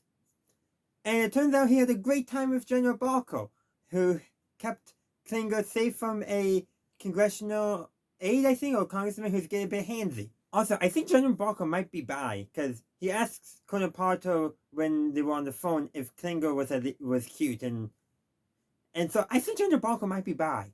Ultimately, they get the tomato juice, and Colonel Parto can't touch it because he forgot he's allergic to it. He loves it, but it don't love him.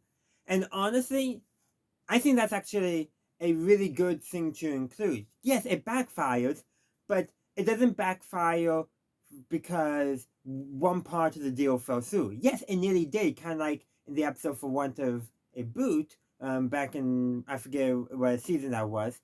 But instead of it falling apart because somebody reneged on part of the deal or part of the deal couldn't work out, it's because Colonel Parr forgot he was allergic. Still shows that, basically, except for Frank, everyone basically upheld her end of the bargain, for lack of a better term. But ultimately, I think what also tells us, the audience, I don't know if it was intentional, but hey, you can do nice things, but especially when it comes to food and you're going through a big hullabaloo for it, make sure they're not allergic. I don't think that was the intended message, but I do like how the reason why it backfired was not because somebody reneged, but because of a simple human thing called an allergy. But that's what I got to say. I would love to hear your thoughts in the comment section down below. Welcome to the Jedi Ranger. I'm JohnBerry555, and today I'm continuing my series of MASH retro reviews with Season 4, Episode 17, Dear Ma. So this is another episode where the storytelling device is one of the characters writing a letter home. In this case, it's Radar writing to his mom, and there's just some great moments, such as when Radar's starting his letter, he says, "I'm writing slowly because you read slowly."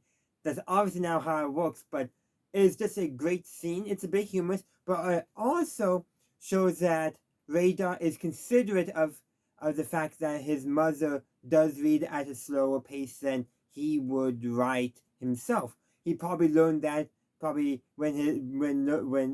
he started writing his own letters, dictating to his mother, and a little bit of characterization that we can take from that. But of course, that's a minor note. It's just a framing device for the main episode. And there's, I would say, two main plots in this episode. Hawkeye is having to give feet inspections for everyone at the camp, make sure they're healthy, no trench foot or anything like that going on. Meanwhile, Colonel Potter and Margaret are heading off to one of the local villages to, provide aids, medical treatments, that kind of stuff.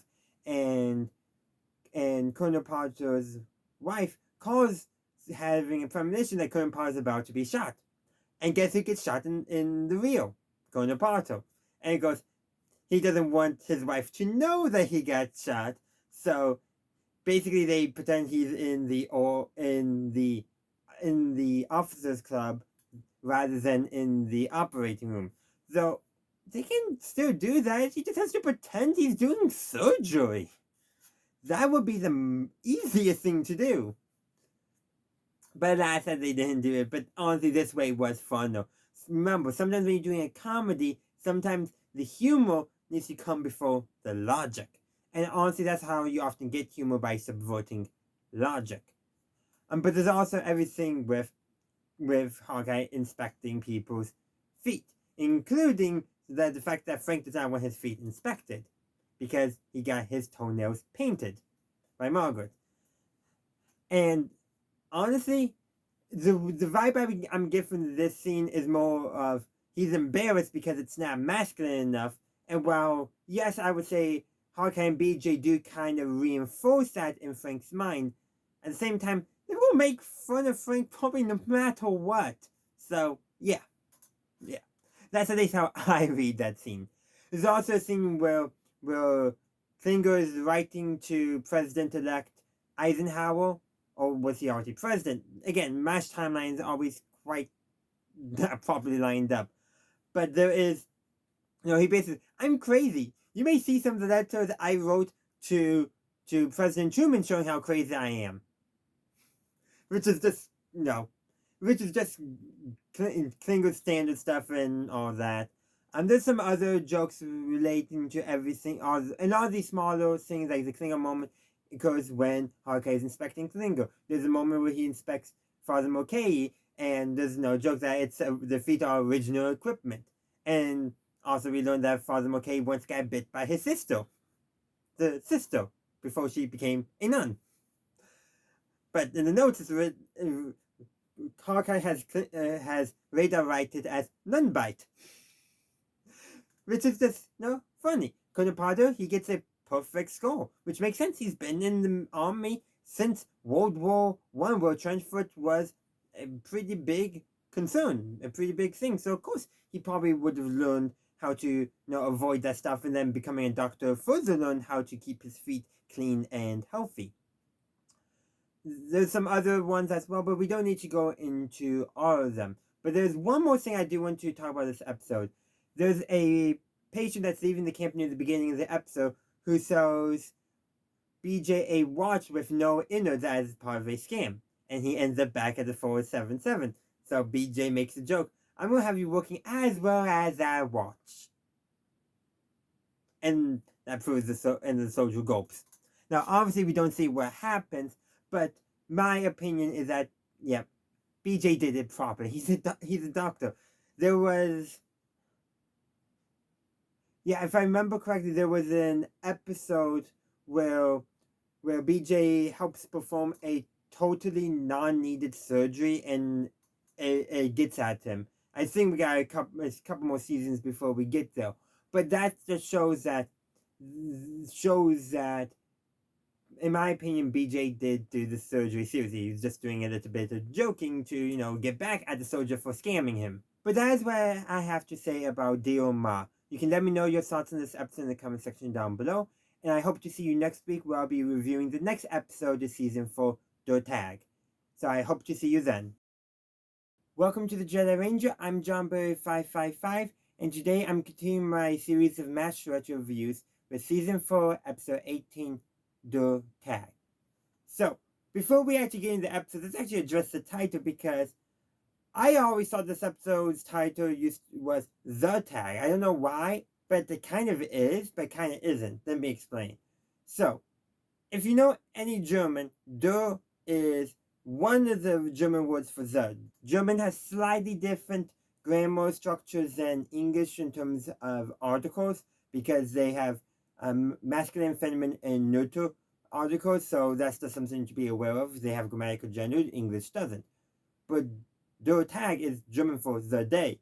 But also, tag, there's a toe tag involved in this episode, so it kind of almost means multiple different things the way you look at it. And honestly, they probably just probably the day part they didn't even think about. They just you know what, let's not say the tag. Nah, der tag. Yeah, let's use a German word for the, and just happen to translate into a whole German phrase for the day. That's what I'm guessing happened behind the scenes. I don't know for sure. But let's actually talk about the episode. So, this is episode where Frank is a pretty major character. Margaret's off in Tokyo on a nursing conference, and Frank is getting on everyone's nerves. So, Colonel Potter orders BJ and Hawkeye to make friends with Frank, or at least pretend to. They do. Frank somehow gets extremely lucky at poker, then passes out in the officers club, accidentally hits a jackpot during his passing out. Hawkeye and BJ bring Frank back to the swamp, and there they put a toe tag on him in their drunkenness that reads emotionally exhausted and morally bankrupt. And honestly, doesn't that describe Frank to a T no matter what? And now Frank gets up at one point to go to the train, accidentally falls in an ambulance, and ends up at the battalion aid station. And when the battalion aid station calls the 477 to let them know that Frank showed up randomly, because, they have the 4, which is good because the 477 had no idea where Frank was. And Hawkeye and BJ did not remember putting the toe tag until it was mentioned to them. Again, they were drunk when they did it. So, because the battalion aid station can't send anyone to deliver Frank back to MASH, Hawkeye and BJ have to go retrieve him.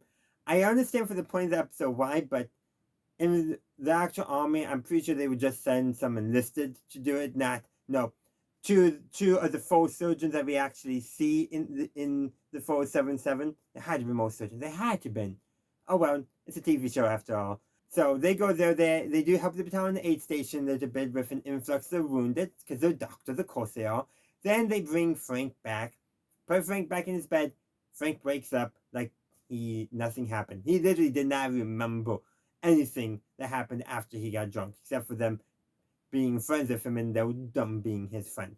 Margaret gets back and the episode ends. That's effectively the episode. And in all honesty, I think this episode they just wanted to almost do a twist on the Frank's character, because while in the past I think there have been episodes before where they are friendly to Frank, that's normally to get something out of Frank.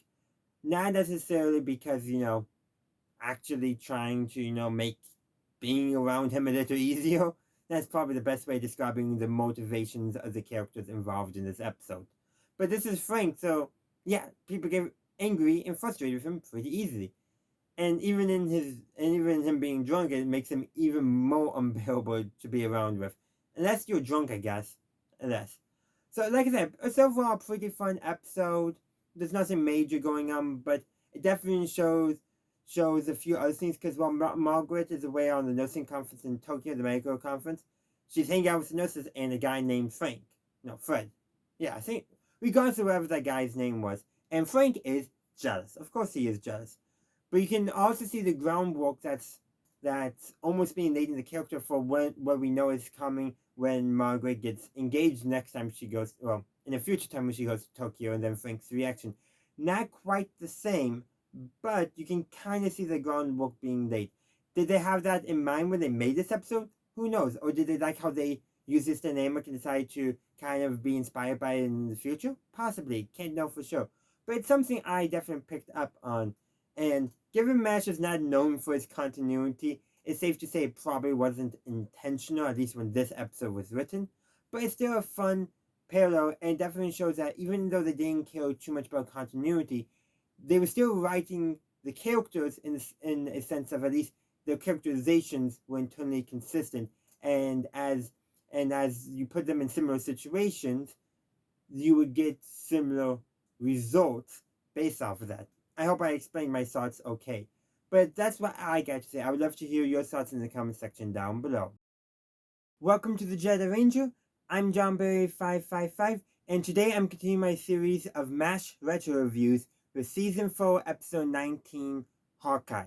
So this episode is a different episode because the only cast member of MASH that we get to see at all is Alan Alda playing Hawkeye.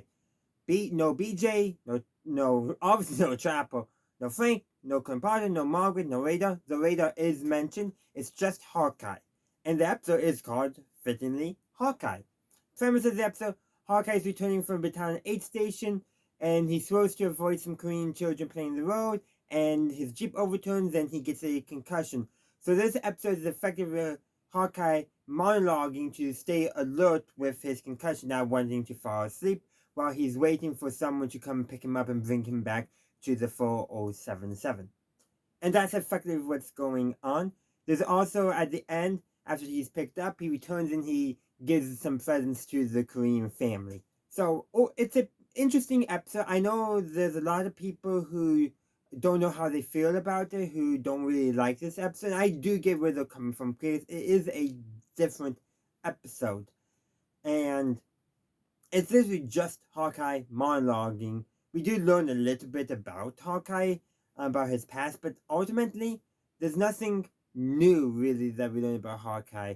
We don't get some insight into him. Like some of the other times where we learn something new about Hawkeye, like especially in a very Hawkeye focused episode, these are in the later seasons, we actually learn something new about him, and we really don't get that in this episode. And another thing too, Hawkeye does not understand Korean, and the Korean family does not understand English, so there's really no way to play off the characters off of each other. Yes, they could have done something using like body language, sign language, even, or something like that, and you can do that. But I feel like they didn't do that in this episode, so that just made on the character interactions I feel a bit hollow, for lack of a better term. Ultimately, I think they just had this weird idea and they wanted to try it out. I don't think it's a bad episode per se, but it's definitely not my favorite. But it's definitely an interesting episode and one that we should continue to discuss because of its differences, because of its the interestingness that comes from those differences. And it's not like surreal like the episode Dreams, which we'll get to in a couple of seasons. But for now, I would like to hear your thoughts on the episode Hawkeye. I guess you can talk about the character Hawkeye as well. Comment section is down below. And I hope to see you next week for the next episode, Some 38th Parallel. So I hope to see you then. Welcome to the Jedi Ranger. I'm JohnBurry555. And today I'm continuing my series of MASH retro reviews with Season 4, Episode 20, Some 38th Parallels. So, I just want to begin that I don't quite understand how this title fits this episode. Because they use some 38th parallels, plural. So I'm thinking, okay, what's going on in the story that are parallels? And there seems to be that a little bit, but it doesn't quite connect for me. So I should probably explain. So there's essentially three main plots going on in this episode. There is a colonel who keeps on getting his men killed by going to rescue men who were killed on the battlefield. Yeah, and so obviously Hawkeye's not happy about that.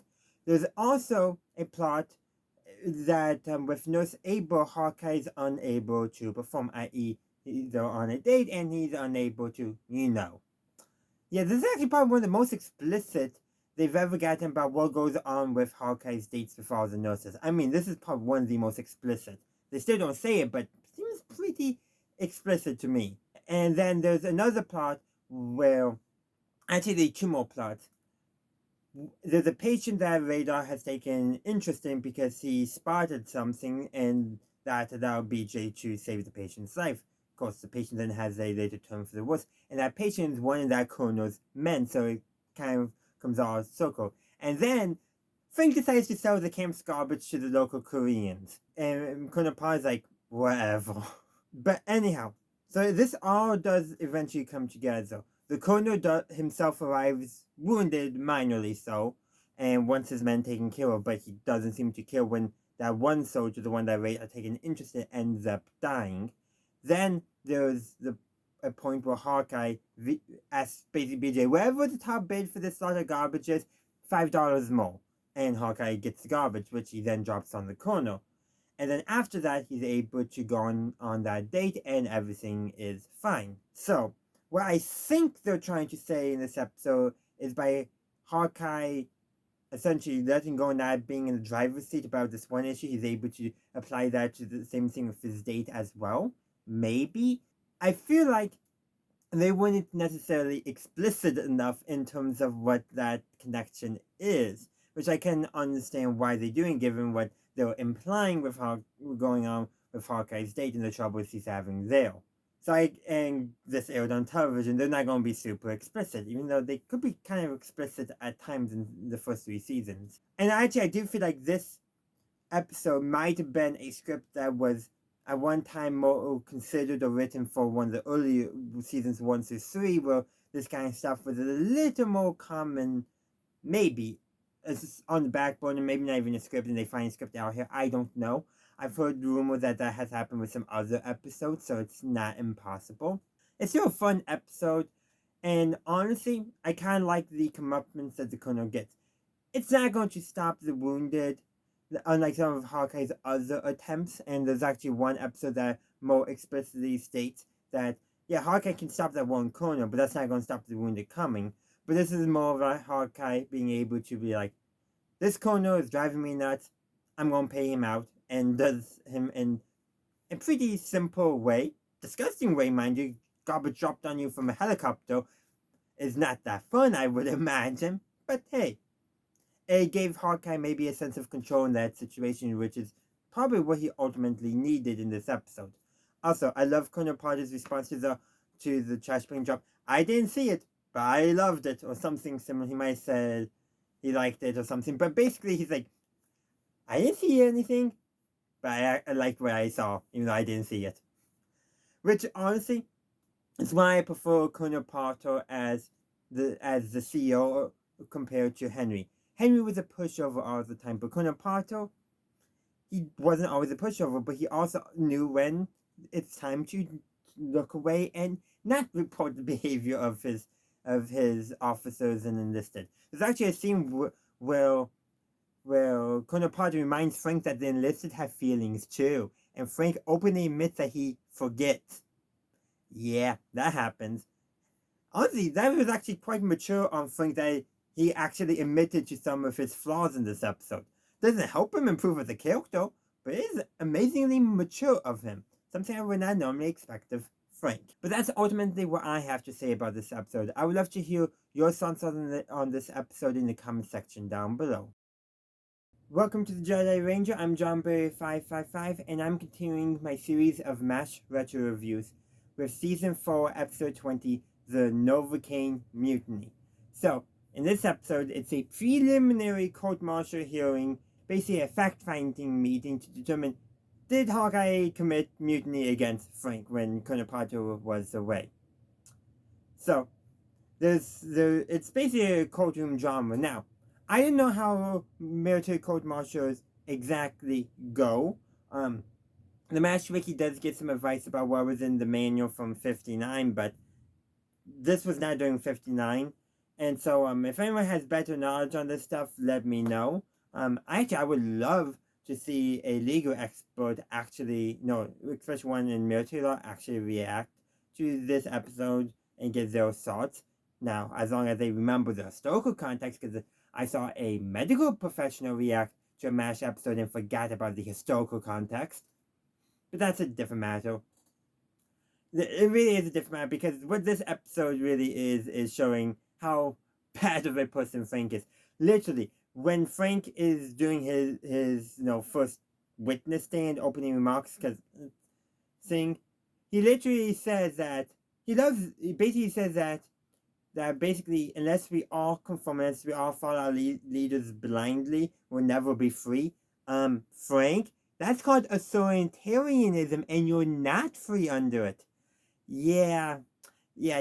Frank tries to claim Hawkeye is un-American, but he ends up revealing how much of an authoritarian he is, somebody who would end up following a strongman for no other reason than says to follow him, I guess.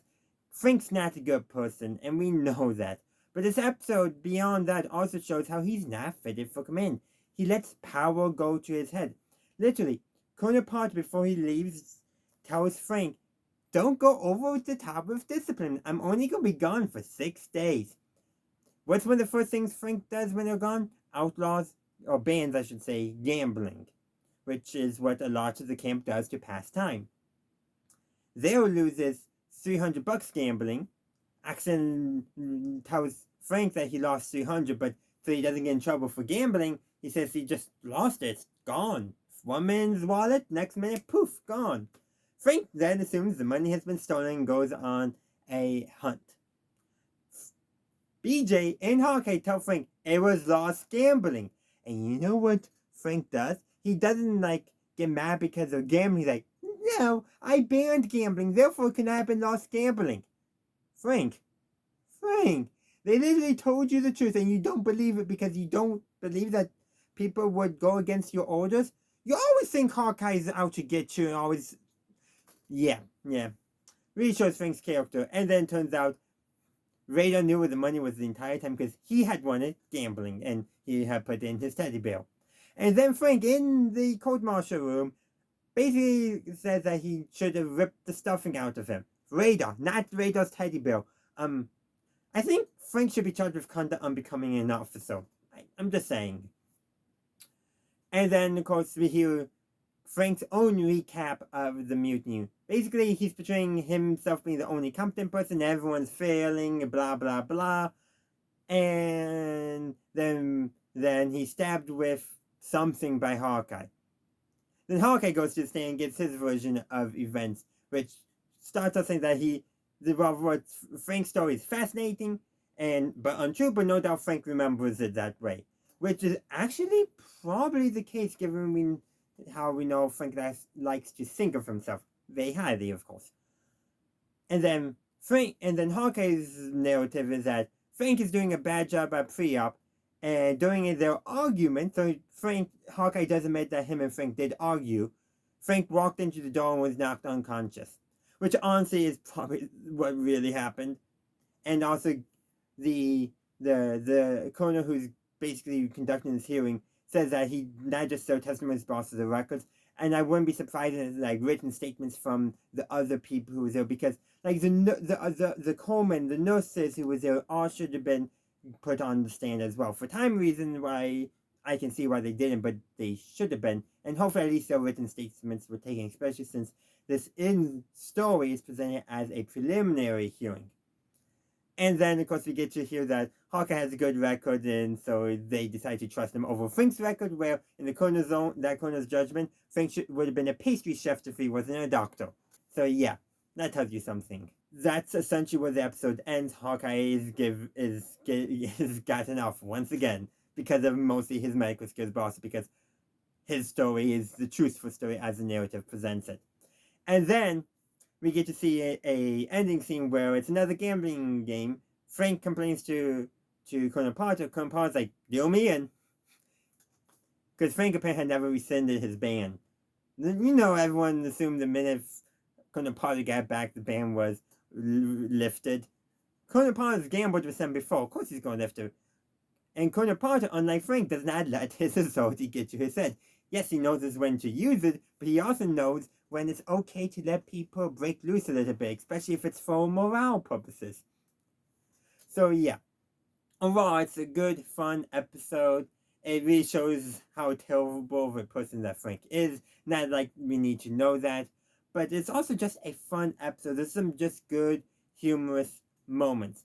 There is one moment where when Frank was searching, he goes into Corporal Klinger's tent, and he, goes through Klinger's, underwear, but he doesn't go through Father McKay's Carlos, which Radar calls him out on. And there's probably some other small moments I can't talk about, but there's one other moment I do want to share before I finish my review. And that's with Frank being, almost to regulation. There's one thing he does correct. Rightfully point out uncleanliness in the kitchen. I will give Frank credit for that. You do not want an unclean kitchen because that can cause food poisoning, that can cause illness. So he is right in that regard. Well, that's one place where, yeah, discipline should not be slacking, but letting people gamble, yeah, he should allow that, and some other things as well. But ultimately, that's the one thing I'll give Frank credit for, because food safety is not something you should take lightly. But there's another interesting part of this episode. Margaret does not appear at all. Because if she had appeared, that could have been a really interesting character dynamic where her sense of professional responsibility is in conflict with her, basically, loyalty, for lack of a better term, her friendship, her romantic interest with Frank. It could have been a very interesting character conflict to see. Now, it sounds like there was scheduling conflicts that prevented Margaret from appearing because Loretta Swift was not able to appear for several of these final production episodes. And also, at least in universe, you can argue for that the hearing itself was someone who was responsible had to stay behind at the camp. And who would that be? Margaret. Actually, I made this comment on on the MASH Reddit subreddit recently where I forget everything about it, but essentially I made like, yeah, we all know Margaret is the one who should really be the second in command because she actually knows what she's doing, something along those lines. But ultimately, though, despite her not being there, and it would have been good, I think, to have her in here, the episode did not suffer because of it. It's not like they had to. It's clear they wrote this episode knowing she was not going to be able to be there. Therefore, she doesn't feel missing from this episode. Her presence, I think, would have been nice, but it's not like they had to rewrite her role for another character and it suffers. So I'll give them credit on that. There was her not being there did not hurt the episode, which does sometimes happen when you remove a key character from a show. It can happen. This case it doesn't, and I'm going to give that as a credit to the writers who figured out how to write this episode without her and decided to have a different source of drama than a character conflict for Margaret rather than interpersonal conflict between Hawkeye and Frank, which I think in the context of this episode was definitely the right thing to do. But that's what I got to say. I would love to hear your thoughts in the comment section down below. Welcome to the Jedi Ranger. I'm JohnBerry555, and today I'm continuing my series of MASH Retro Reviews with Season 4, Episode 22, Smilin Jack. So this episode, the main plot is about a chopper pilot who has diabetes but wants to bring the most number of wounded in within the year. Granted, we have no idea when this episode is set because this episode gives contradicting information. By the way, you do not watch MASH for historical timeline accuracy. The fact that they get it mostly period accurate is quite impressive for a TV show made in the 70s. But ignoring that, essentially what this episode is really about is basically a fairly charismatic chopper pilot who has taken home basically the second, at this point in the timeline, the second most amount of wounded, taking them from the front to MASH units. There's one other who's got like one or two on him, and he wants to ensure the victory. So he defies orders to be grounded because they did him thorough medical checkup and found out that he has diabetes and he can't fly with that. He defies orders and decides to bring bring to MASH 477 4 patients. And the chopper that they use can only handle 3 people, two wounded, and the chopper pilot. So yeah. Now I will say I think we have seen an episode before where they put forward the MASH wiki does make a note that that last fight would have been basically impossible. It would have been just not possible. But I gotta say, the episode also implies that it should not have been possible. So maybe some plot intervention, if you will. And it turns out that the other pilot brings in another wounded and takes back the #1 spot. Almost kind of like showing that the war will always continue. And actually, the ending scene reaffirms that. Colonel Potter is regaling the doctors and nurses during an oral session of some of his tales from World War One, including about a fighter pilot who dropped hand grenades on the German trenches, which, by the way, is something that pilots actually did during World War One. And then Hawkeye asks Colonel Potter which war of the 3 that he was in, World War One, World War Two, and Korea, which one was the worst. And then the PA makes an announcement about a British regiment, one of their battalions, losing 500 out of its 600-man complement in battle. I forget the exact number, but it was the Gloucester Regiment. And that actually happened. They actually lost over 600 people during a delaying action much earlier in the war than when this episode is supposedly set by itself for another thing that tries to set the timeline. And then Colonel Potter responds, each and every one, Hawkeye, each and every one. And I think what that shows with basically almost with Smilin Jack's, not his character arc, but his plot arc, shows that, war never changes. And it's all the same. There's never a good war. Now, sometimes a war may be fought for a more just cause, but it still doesn't make war itself any good. And they're certainly not commenting on the morality at all of the causes, just war itself. And that's true. War itself is always a bad thing. If you can avoid war, do so. it's better for nearly everyone involved except for the defense contractor. But there's also another smaller plot with this episode, and one of the wounded that Smilin Jack brings in is a fairly young soldier this is his second time being wounded and second time being sent into the front. So obviously he has, I would say, some anxiety, some fear. BJ begins the process of talking with him, but Smilin Jack put his stunt and has Radar stay with the patient. And honestly, Radar's conversation, I think, did more to help this wounded soldier because, like, both of them are corporals, but both of them have probably the same, they do have the same fears, uncertainties. And I think that is what helped resolve that character's arc. It's a small arc, but it's a nice arc, and also shows that sometimes, yeah, maybe the doctors are good in the job, but sometimes you just need someone who's in the same place as you and who can properly empathize with you, and I can make you feel all by knowing that you're not alone in your feelings. That alone can do a lot. And that's something that BJ would not have been able to offer the soldier, but something that Radar was able to. It's just a neat little thing that even though Radar himself had never been to the front, he is in a position and is portrayed to be in the same kind of, age group. So it works better for how they want to portray the story.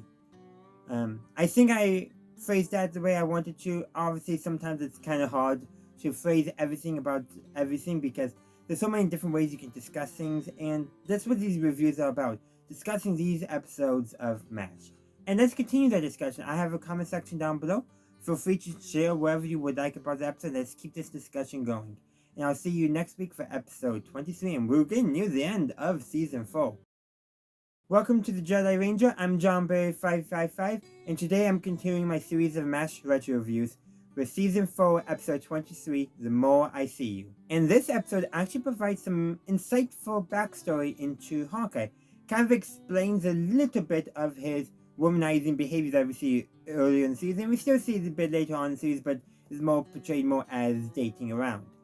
Basically, when Hawkeye was in residency, he was seeing someone and was pretty serious. And she ends up returning in this episode because she happens to be transferred to the 477. And they were not serious, but not serious, because they were living together, but not technically married. Now, when this episode is set, and when that would have occurred in historical timeline, would have been a huge social taboo. But when the episode was made, not as much, and definitely they portrayed it in the episode more like how it would have been when the show was made. I.e., like, okay, people are doing that. Now, if Frank had been in this episode, you bet they probably would just have Frank be totally judging Hawkeye for it. And then Hawkeye will probably be talking about how Frank is, cheating on his wife. I'm just saying, that's probably how that would have gone. Don't know why they didn't show Frank in there, except for either Larry Linville wasn't available for this episode, or they decided that for this episode, having that conflict between Hawkeye and Frank in some form would not have worked for the episode, and I think that is actually the right call. But yeah, so an old flame of Hawkeyes, they broke up, and as we learned throughout the episodes, because he was giving too much attention to his medical work and not enough attention to her, i.e. he couldn't commit to two things at the same time and was prioritizing one at the expense of the other. And then afterwards, she eventually found someone else and got married, and still kept on being nurse, but ended up at the 477, and all the feelings on both of their ends returns. And that actually leads to her starting an affair, or Hawkeye starting an affair with her. We can score it either way. The emotions come back, and let's just say this is probably the episode that I would say doesn't paint Hawkeye in the best light, because it portrays him as almost insecure about stuff, and more of his snappier side to a person who a person who doesn't deserve it. When he's snappy with Frank, or with a officer who's throwing their men into the field of battle willy-nilly, Hawkeye's snappiness is portrayed as justified, but here it's portrayed as, I don't know if this is a good way of, I don't know if they necessarily portray it as wrong, but unfounded is probably a good way of phrasing in how they present it in the episode. And ultimately the nurse, her name is Carly, by the way, decides to request a transfer because she can't stay there with Hawkeye. And that is actually, in the way that it's presented in the episode, probably for the best. She can't work with Hawkeye and stay faithful in her marriage, even if she, with all the feelings coming back and starting to feel unsatisfied in her marriage, she still can't do that. Meanwhile, Hawkeye traps himself in the corner. Literally, he actually does that in when he's like, maybe I'll actually be able to commit this time. But, like, the way he's phrasing it is like, he thinks he might be able to, but it's not a guarantee. And that contributes to the relationship, ending again. But this time, it's portrayed that it's ended much healthier, where they actually talk about why the relationship is not working, which didn't happen the first time. So allows maybe some growth. Is there any consequence of this growth in MASH? No, but it does allow for it. And if MASH was made nowadays, yeah, well, minus the show like MASH wouldn't be made today because it will only get 10 episodes a season. It would be canceled after 2 seasons on streaming because it wouldn't made enough money or have a large enough audience. And then maybe it would have bounced to another streaming service, but probably not. I have whole thoughts on the current streaming ecosystem. But the point I just really wanted to convey there is, yeah, there's going to be no further consequences for this episode. But this episode does explain Hawkeye's behavior in the past, which makes it quite unique.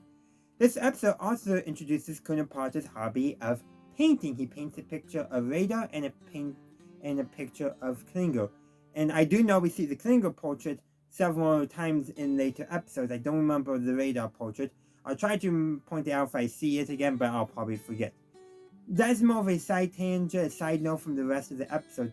But there's one last thing too. A conversation between Hawkeye and BJ. And BJ states that he doesn't cheat on his wife Peg, not because cheating would get him sent to hell without an electric fan, not because cheating is wrong, but simply because he doesn't want to do it. And I think that also portrays a lot of difference between not just Hawkeye and BJ in terms of things like Hawkeye doesn't mind, affairs and that. But it also paints a contrast between BJ and Trapper who is notoriously unfaithful to his wife. Well, BJ is notoriously faithful. And in fact, there's actually a later episode where BJ is tempted and he feels notoriously guilty about it. We'll talk about that episode when we get to it. But the point is to show that contrast, not just with former MASH, but also with present MASH, how basically BJ takes his responsibilities in his marriage seriously, while Hawkeye does not take responsibility in his relationships. This is one of the first times where that even occurs with Hawkeye in his relationships. I remember an episode in, I think it was season 3, where there was a rumor that the war was over and they were all getting shipped home. Well, Hawkeye, because he was seeing multiple nurses, tells lies to all of them to get out of any long-term commitment with them once the war is over. And that kind of continues here. Like, he doesn't really want to. He can't properly commit to anything, and thus, for him, not committing is just a thing that he does. Just as with BJ, him not wanting to cheat is just something he wants to do. It's a contrast between the characters. Is there more we can discuss in this episode? Probably. In fact, let me know your thoughts in the comment section down below, and I'll see you next week for episode 24. Welcome to the Jedi Ranger. I'm JohnBerry555, and today I'm continuing my series of MASH reviews with Season 4, Episode 24, Deluge. So, this episode is, probably one of the most interesting from a timeline-wise, as in previous episodes, it's implied that MASH is now set in the later war, but here, China just got involved, which was earlier in the war. Again, timeline continuity thing with MASH is not really a thing, but what this episode really does interesting is it splices archival newsreel / propaganda footage with the actual episode. Now, on the MASH wiki, they claim that Larry Gilbert claimed that they did that because they ran out of footage when they were editing, i.e. they did not shoot enough and it was too late to shoot more, so they spliced newsreel footage into the episode. I do wonder, you wrote an episode and you did not realize you were not going to have enough recorded footage from it? Trying too much to portray this as a happy accident, I think? And it's also possible that they may have planned some newsreel footage, but not all of it, which that is a distinct possibility as well. And that could be where they lost the time. Like, oh, we saw we had more newsreel footage than we actually need, or something like that. So maybe, sure. But regardless of whether it was intentional or not, it definitely makes this episode unique and helps it stand out. And also helps gives us the audience a break from the constant they're dealing with a deluge of patients, hence the name. And that's where the Chinese entering the war comes in, because the UN lines are overrun, so there's going to be an influx of casualties. And that's ultimately what this episode is. They're running low on plasma because they got a bunch of expired. They run out of surgical gloves, so they have to sanitize their hands with alcohol before every single patient because they have no more gloves, so they have to operate barehanded, which is not great from a sanitary perspective.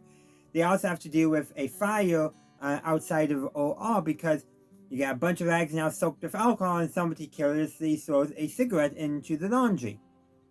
Of course, the same soldier that Hawkeye earlier asked, don't smoke in there because they got a bunch of, flammable substances around. And that was before they ran out of surgical gloves.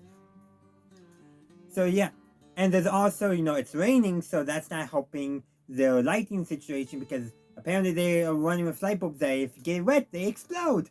Let's not also forget there was a scene where BJ got a face full of blood because it squirted at him. And let's not also forget, too, that their mines are going off because of a change in the weather, because apparently there's a minefield near the 4077, which has been a constant thing. I don't know if that's actually good historical practice or not. Not good historical. If it was, we don't need to apply moral judgment right now. It's just, was it historical practice or not? I have no idea whatsoever. But effectively, this episode is just basically one thing after another for the characters to deal with. And thus, the newsreel footages gives us, the audience, a chance to take a breath.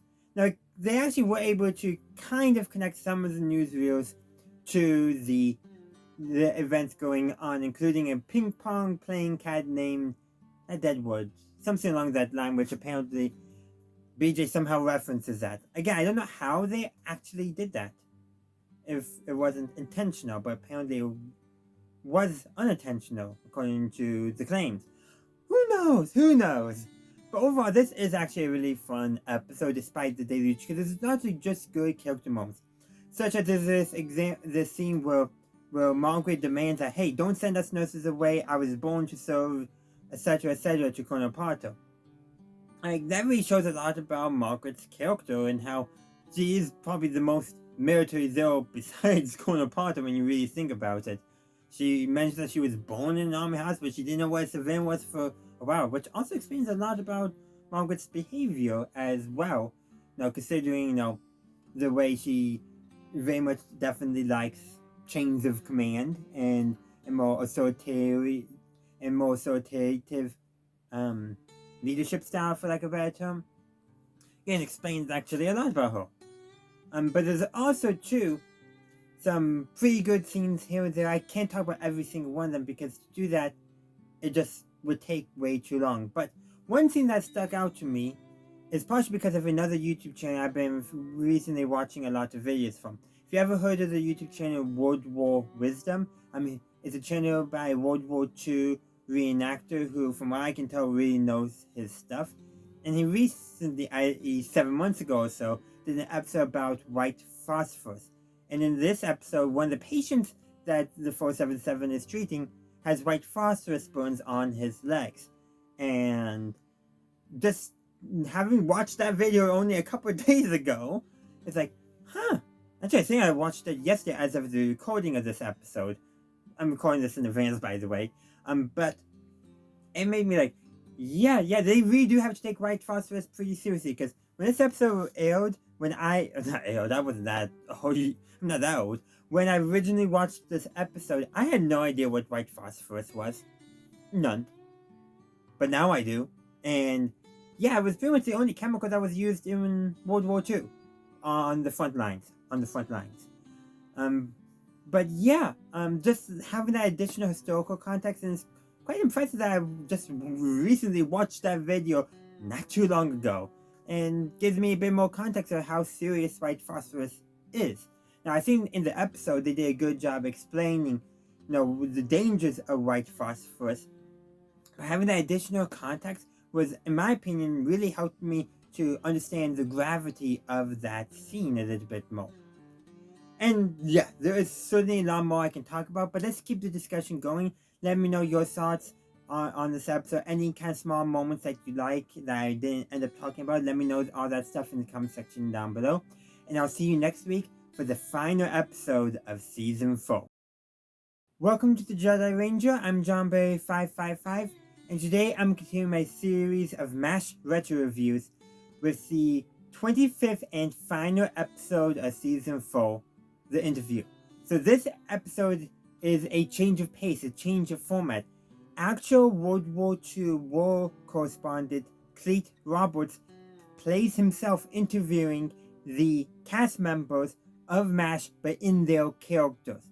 And from what's been revealed behind the scenes, some of the questions were spontaneous, so i.e. they were not in the script. Cleet Roberts just asked them, and either the actors came up with the answers before filming, or sometimes even on the spot while being filmed. Some of them, of course, were scripted. It's a mix of both, which I think really helps convey the authenticness of this episode, because it really does feel like you're watching actual interviews of actual people. And it also really shows how good many of these actors are. Like, literally, the different ways each actor responds to some of the same questions is fascinating. Not every question I feel like we get an answer from every single actor, but we do for a lot of them. For example, one of them is asking the question, this is actually near the end, but do you have anyone at home you would like to say hi? Klingo says hi to everyone, his family, his friends, his wife, everyone. Radar says hi to his mother and his uncle Ed. Once the individual is like, yeah, they'll make the trip to go see it because apparently Radar's family doesn't have a television in their home, but there is one like next town over. Father McKay just does a simple hello. BJ does a heartfelt hello to his wife and daughter. Hawkeye does a sarcastic hello to President Truman, and also they actually bleep a swear when he does that too, because he reveals that he wrote a letter to Best Truman, and he's insulted that he was at least called a son of a bee by President Truman. And Colonel Potter declines to say hello to him because he doesn't think it's dignified to do so. All those things show some slightly different characterizations of the characters and really does insight. Oh, and I forgot. And Frank says basically he dismisses it. He also doesn't say hello to anyone, but he kind of says everyone knows how they feel about me already. Man, I think Frank has some low self-esteem and at the same time very high self-confidence of his own self-esteem, even though it's actually low. Does that make any sense? Because it didn't to me.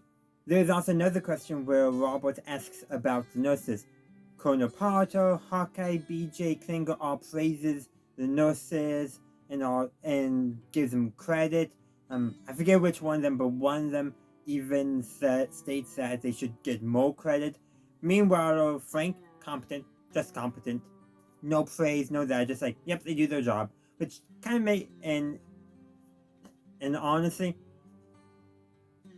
basically he's like, yep, they do their job. I'm not going to give them any more credit than that. And that does actually very much fit Frank's character. And there's just some other great moments here and there. I won't go through them all because if there's any episode, if you only watch one episode of MASH, I would say this especially would be one of the top ones to consider. So I don't want to talk about all of it. We can talk more about this episode in the comment section, and I will talk about everything in there, but I don't want to talk about it all because this episode, if I talked about everything, one, I wouldn't capture it as well I think as the episode actually does, but two, this is an episode where I think it's actually really good not to know every single piece, every single question that's asked and how the different characters respond. But they all do respond in character, and all very much fit the character. I've already stated that, but I do want to reiterate that. And the ones I decided to share are the ones I think best illustrate what I'm trying to explain here. And one last thing I do want to discuss too. This episode has no color. It's all in black and white with the exception of the title and closing sequence. And this episode actually opens with probably a producer stating that this episode is in black and white. Likely because back then wanted to make sure people didn't think there was something wrong with their television. And you know something else too? Just hearing that made me think of, because I've watched a lot of classic television, including stuff that was from both in black and white and in color. But also too, I have watched a show that only the pilot episodes in color, and every single episode, only the pilot episodes in black and white, but the rest of the show is in color. That show being Hogan's Heroes, and that always opens up. CBS presents this program in color, and it's just like seeing those remnants of that time. Now, probably back then too, it was like, hey guys, buy color television. And here it's like, hey guys, we're doing this in black and white on purpose. You guys need nothing to worry about. And it's kind of that different contrast between how a show produced a little bit earlier when color TV was just starting to get probably more popular and not everyone would have had the set, versus now, yeah, everyone probably does have a color television set. Some people probably don't, but there's some people, when the TV goes black and white, they're probably worried they failed, so we gotta remind them it's not in color, it's actually in black and white. And I just thought that was an interesting. Now, am I right about half my speculation though? I don't know. But I do think it fits, and definitely to me portrays a different vibe in why they're stating that. Here it's like, hey guys, we're making an artistic choice, not, hey guys, buy a color television set so you can actually see the color. Different connotations in how those things are presented. Especially because in this episode, it's not paired with a network bumper. It's just probably one of the producers saying it. Larry Gilbert, for all we know, which by the way, this is apparently his last episode as both a writer and director on the show, as he wouldn't return in season 5. Just one last thing I wanted to show before I ended this video and opened up the comment section, which of course was open from the very first second of this video. And I'll see you next week where I review all of season 4 of MASH. So stay tuned for that. So now that we've taken a look at each individual episode, let's talk about season 4 as a whole of MASH. Many people have different thoughts on MASH. Some people prefer the later seasons, but I would say season 4 and probably by extension season 5 from what I remember are probably some of the most consistent episodes as a whole. The quality is pretty good. You got some great character moments, some great jokes. I feel like there was one episode which I should have jotted down in season 4 that I did not like, but most of these episodes are really good. I would say not all of them are standout. I feel like some of the best standout episodes are later in MASH, but we got some standout ones here. The interview, which is the one most recent in my head, probably part of the reason why I'm thinking of it, is a great standout episode. I really love that change of format. I think that served as a really great season finale. Deluge as a whole too also stood out because of that intersplicing of newsreel footage, and with the episode as a whole just really felt like that was also a good, not only penultimate episode, but they didn't do the interview, which I think made a satisfying end of the season, as that episode ends with basically, I forgot to mention in my review, but with the 477 being given an award for their service during basically that deluge, which is, I think, kind of fitting. And you can also talk about Welcome Korea and Change of Commander, great standout episodes as well. Notice some of my favorite episodes I mentioned off the top of my head are the first two and the last two. And honestly, those are probably some of the episodes you generally want to be the best, because people are going to make sure that you tune in for the first one and probably the second one as well. Maybe even the third one, especially if the first one is actually a two-parter. So yeah, you want that one to stand out and be pretty good, but also you want to end on a high note, and I think they did that for season 4. And season 4 as a whole is some pretty good quality episodes. There was another episode recently, the Novocaine Mutiny is another one of my favorite episodes of season 4. And I know I'm missing a lot more. So season 4 I would describe it as the consistent MASH. They did not really do too much experimentation like they would in the later seasons, especially with the episode Dreams, which we'll get to season 8 if I remember correctly. And you also don't have to worry about burnout yet. They also did a very great job handling replacing two major characters and two actors on the show. Many shows have done it different ways. And for example, Hogan's Heroes, when they replaced Kinchlow, so played by Avon Dixon, with Washington, played by I forget who, even though I looked this up like a week ago as of recording. Regardless, they just switched and didn't address it at all. And it kind of, I think, suffered for the show because the new character, or was it he played by Kenneth Washington? I'm probably getting those names mixed up. But that changeover wasn't as well handled. They just did it and no dressing, no nothing at all. Then you got at least it changed the character rather than doing the same actor once again. Rather than changing the actor but saying the character is the same. But some shows have done that. For example, the show Bewitched, they replaced who played Samantha's husband. And yes, they found an actor who looked very similar, but you could definitely tell the slight difference. But again, there's no addressing all of that.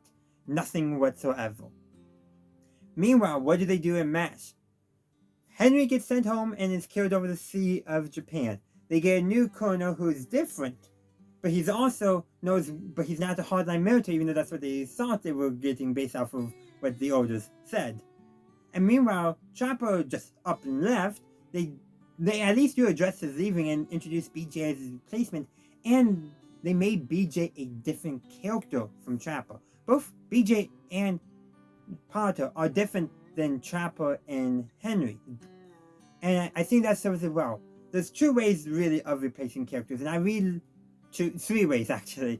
But MASH is probably my favorite way of doing it. If you're going to replace an actor and you also decide you're going to replace the character, do something with that change. Don't do the Hogan series where you replace the character and the actor and never address it.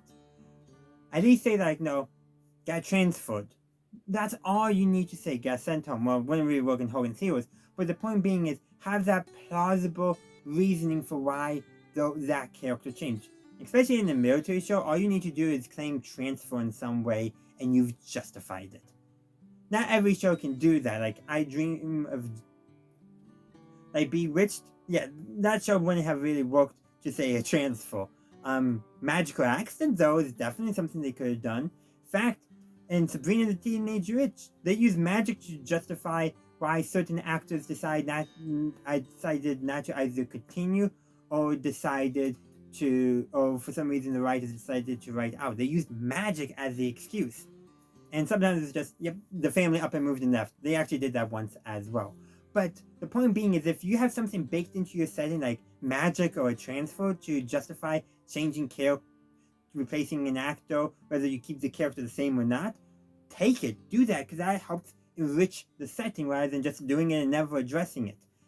And what MASH really has shown, that is, having a way to address it. They actually go beyond than just saying a simple transfer. They actually not just do a simple, okay, the character got sent home, the character got transferred. But they also decide to write the characters to be new characters. Not every show does that.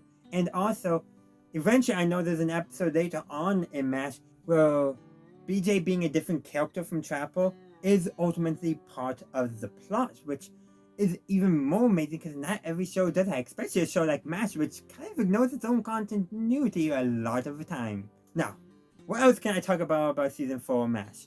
Not too much, because I want to open up the discussion. There's a comment section down below. Feel free to leave your thoughts about any one episode about Season 4 as a whole, or even any part of MASH as well. I'll be taking a break next week before we move on to Season 5, but Season 5, well, we're going to begin with Episode 1, which, if I remember correctly, is the episode Bug Out, another standout episode, but we gotta wait for that, so I hope to see you then. Thank you for watching my video. I do hope you enjoyed it. If you did, please be sure to give this video a like and share. Also, consider subscribing to my channel to stay up to date on all my latest content. In the meantime, thank you for watching, and as always, have a good day, a good night, wherever you are. May the force be with you, always.